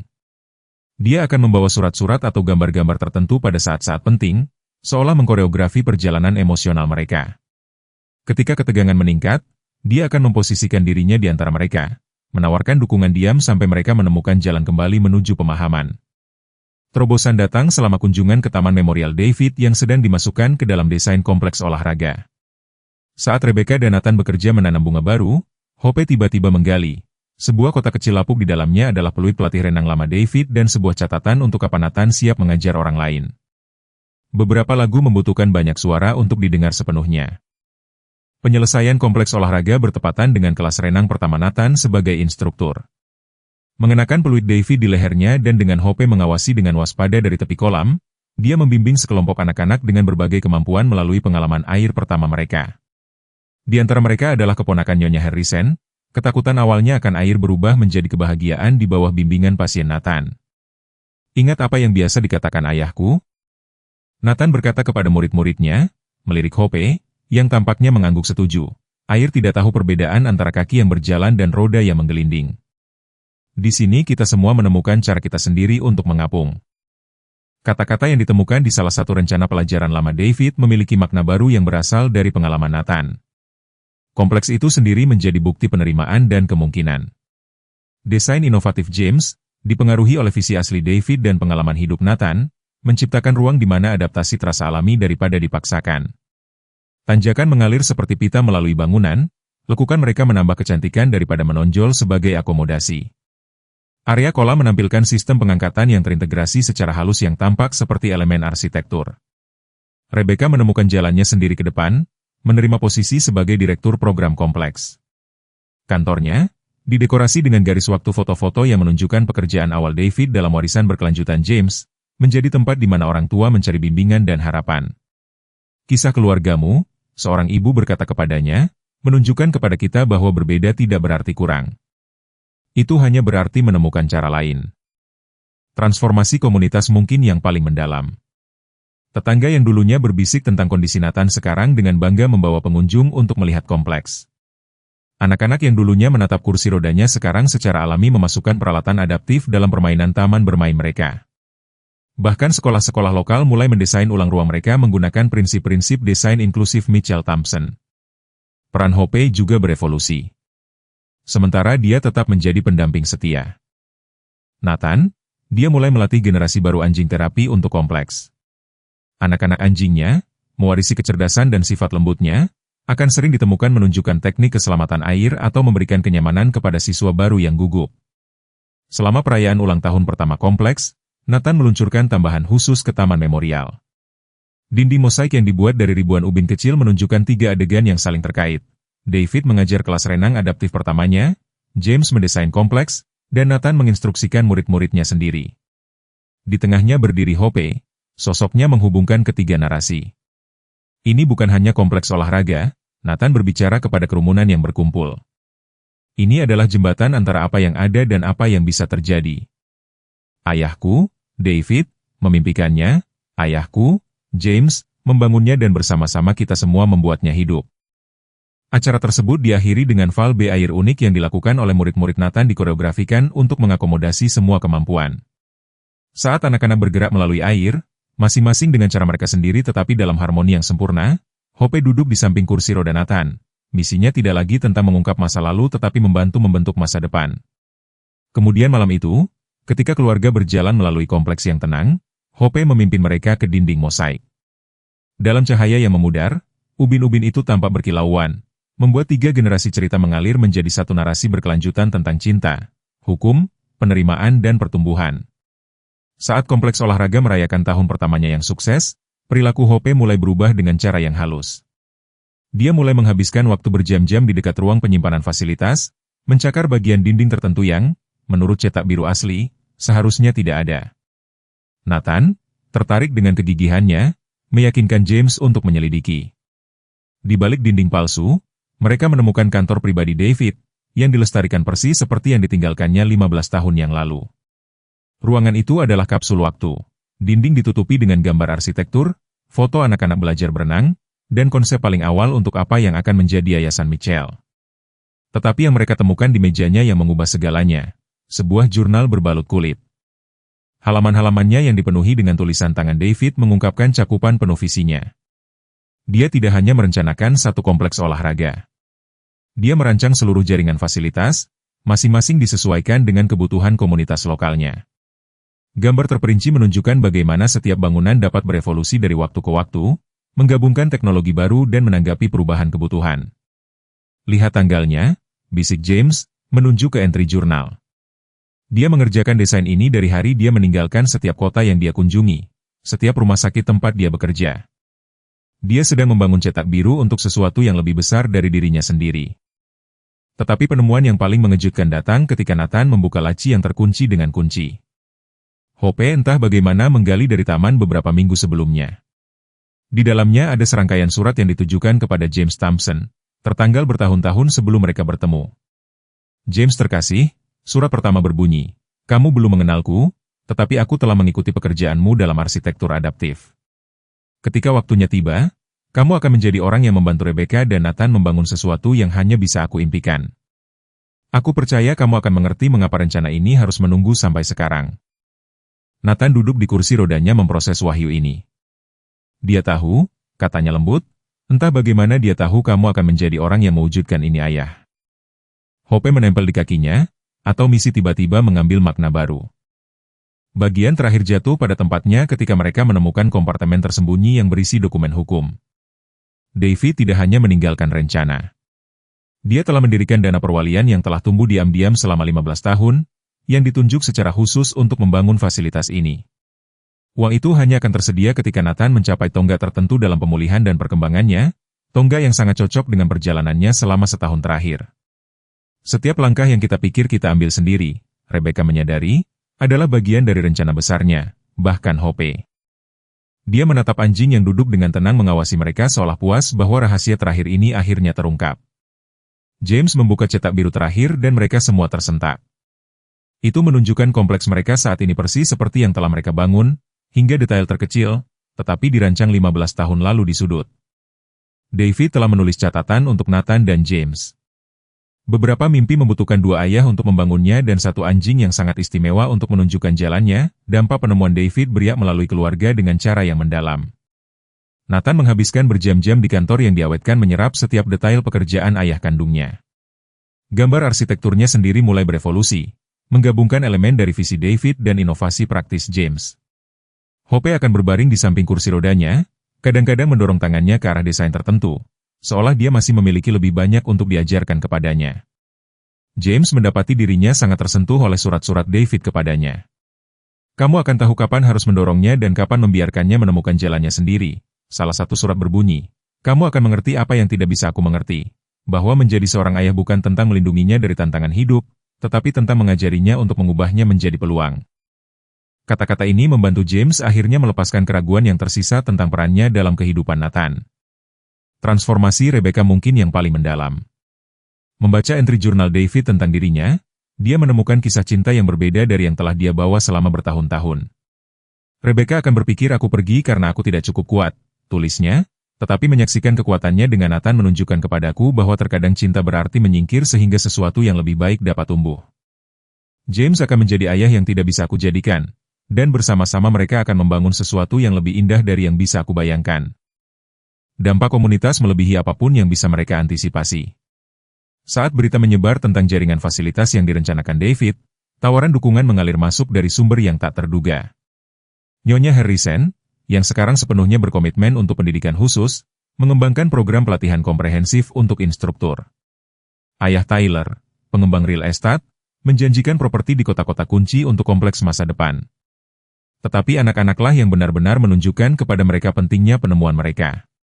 Selama salah satu kelas renang Nathan, seorang gadis muda yang takut air akhirnya melepaskan tepi kolam. Aku tidak takut lagi, dia mengumumkan, mengambang secara mandiri. Tuan Nathan menunjukkan kepadaku bahwa menjadi berbeda hanya berarti menemukan caramu sendiri untuk berenang. Anak-anak anjing harapan memulai pelatihan mereka, masing-masing menunjukkan kemampuan luar biasa yang sama untuk terhubung dengan anak-anak yang menghadapi tantangan. Seekor anak anjing, terutama yang selaras dengan anak-anak dengan autisme, tampaknya secara inheren memahami bagaimana memberikan kenyamanan selama kewalahan sensorik. Yang lain, khusus dalam bekerja dengan amputasi, menunjukkan gerakan yang dimodifikasi. Sama seperti yang telah dilakukan Hope untuk Nathan, ritual malam keluarga juga berubah. Mereka akan berkumpul di kantor David berbagi penemuan dari jurnal dan rencananya. Nathan akan membuat sketsa ide-ide baru. Sementara James menyempurnakannya menjadi desain yang bisa diwujudkan. Rebecca akan mendokumentasikan semuanya, menyiapkan materi untuk fasilitas di masa depan, dan Hope akan bergerak di antara mereka. Kehadirannya, jembatan hidup antara masa lalu dan masa depan. Suatu malam, saat Nathan mengerjakan rencana untuk fasilitas kedua, dia membuat hubungan yang luar biasa. Lihat tanggal-tanggal ini, katanya, menunjuk ke jurnal David, setiap keputusan penting dalam hidupnya, setiap langkah yang dia ambil. Itu tidak acak. Dia sedang menyiapkan titik-titik jangkar untuk jaringan, memilih kota-kota di mana dia tahu fasilitas yang mudah diakses akan sangat dibutuhkan. 1 tahun tepat setelah menemukan kantor David, keluarga Thompson berkumpul untuk upacara khusus di kompleks olahraga. Nathan, yang sekarang berusia 9 tahun, duduk di kursi rodanya di podium, Hope di sampingnya, seperti biasa. Penonton termasuk wajah-wajah yang menceritakan kisah mereka. Nyonya Harrison dengan murid-murid pendidikan khususnya, Tyler dan tim renangnya, Katie Green, pulang dari kuliah. Ibu Rebecca berpegangan tangan dengan orang tua James, dan ratusan anak yang hidupnya telah diubah oleh fasilitas itu setahun yang lalu. Nathan memulai, suaranya mantap. Kami pikir kami sedang menyelesaikan sesuatu, tetapi kami sebenarnya baru memulai. Dia menunjuk ke dinding di belakangnya, tempat mural baru akan diresmikan. Hari ini kita tidak hanya merayakan masa lalu kita membuka pintu ke masa depan kita. Mural itu, ketika diungkapkan, membuat semua orang terpesona. Itu menunjukkan 3 adegan yang saling terkait. David mengajar kelas renang adaptif pertamanya, James merancang kompleks itu, dan Nathan memandu pelajarannya sendiri. Tetapi sosok sentralnya bukanlah salah satu dari mereka. Itu adalah Hope, dilukis sedemikian rupa sehingga dia tampak bergerak di antara ketiga adegan itu, menghubungkan masa lalu, masa kini, dan masa depan. Saat Nathan melanjutkan pidatonya, Hope tiba-tiba berdiri dan berjalan ke tepi kolam. Di sana, yang membuat semua orang kagum, dia dengan lembut membimbing salah satu anak anjingnya, menunjukkan teknik terapeutik baru yang mereka kembangkan. Anak anjing itu, bekerja dengan seorang gadis muda di kursi roda yang mirip dengan Nathan, menunjukkan pemahaman intuitif yang sama yang selalu ditampilkan Hope. Ayahku, David, bermimpi membangun jembatan antara kemampuan, kata Nathan. Menyaksikan demonstrasi itu, ayahku, James, mengajari saya bahwa jembatan-jembatan itu dibangun satu koneksi pada satu waktu. Dan Hope, dia berhenti, tersenyum pada sahabat setianya. Hope menunjukkan kepada kita bahwa jembatan yang paling penting adalah jembatan yang kita bangun di hati kita. Upacara diakhiri dengan pengumuman yang mengejutkan bahkan keluarga itu. Dr. Chin mengungkapkan bahwa teknik terapeutik yang dikembangkan oleh Hope dan Nathan telah diterima sebagai protokol rehabilitasi formal, yang sekarang disebut metode Mitchell-Thompson. Pusat-pusat pelatihan akan didirikan di setiap fasilitas baru, memastikan bahwa visi David akan terus tumbuh dan berkembang. Saat kerumunan bubar, Hope memimpin keluarga ke penemuan terakhir. Di Taman Memorial, dia menggali sebuah kotak kecil berisi surat bertanggal hari kebakaran. Tidak seperti surat-surat David lainnya, yang ini singkat. Beberapa mimpi terlalu besar untuk satu masa hidup. Nathan akan membutuhkan dua ayah untuk membangun yang satu ini. Satu untuk menanam benih dan satu untuk membantunya tumbuh. Hope tahu mana yang mana. Percayalah padanya untuk menunjukkan jalan. Malam itu, saat keluarga berjalan melalui kompleks yang tenang, mereka berhenti di kolam tempat semuanya dimulai. Nathan, dibantu oleh James, menyelinap ke dalam air. Hope menyaksikan dari tepi kolam saat ayah dan anak berenang bersama. Gerakan mereka perpaduan sempurna antara adaptasi dan keanggunan. Rebecca duduk di samping Hope, satu tangan di kepala anjing itu. "Terima kasih," bisiknya, meskipun, apakah untuk kenangan David, untuk pengabdian James, untuk keberanian Nathan, atau untuk bimbingan Hope, bahkan dia tidak yakin. Hope hanya ngibas-ngibaskan ekornya. Misinya selesai, tetapi pekerjaannya masih jauh dari selesai. Saat salah satu anak anjingnya meringkuk di samping handuk Nathan, siklus dimulai lagi, panduan baru untuk perjalanan baru, jembatan baru yang menunggu untuk dibangun. Apa yang paling menyentuh Anda tentang perjalanan Nathan? Apakah itu pandangan jauh ke depan David, cinta James yang tak tergoyahkan, atau bimbingan Hope yang luar biasa? Bagikan pemikiran Anda di kolom komentar di bawah. Kami ingin mendengar pengalaman Anda sendiri dalam menghadapi tantangan dan menemukan dukungan tak terduga di sepanjang jalan untuk lebih banyak kisah mengharukan yang merayakan semangat manusia. Tekan, berlangganan, dan aktifkan notifikasi. Saluran kami didedikasikan untuk berbagi kisah-kisah yang mengingatkan kita akan ikatan luar biasa antar manusia, kekuatan tekad, dan keajaiban yang terjadi ketika kita membuka hati kita untuk kemungkinan baru. Jika kisah ini menggerakkan Anda, pertimbangkan untuk membagikannya dengan seseorang yang mungkin membutuhkan pengingat bahwa tantangan tidak mendefinisikan kita, tetapi respons kita terhadap mereka yang melakukannya. Setiap berbagi membantu menyebarkan harapan dan pengertian, menunjukkan kepada orang lain bahwa mereka tidak sendirian dalam perjuangan mereka. Bersama-sama, kita dapat membangun jembatan kasih sayang dan pengertian, seperti yang Hope ajarkan kepada keluarga Nathan.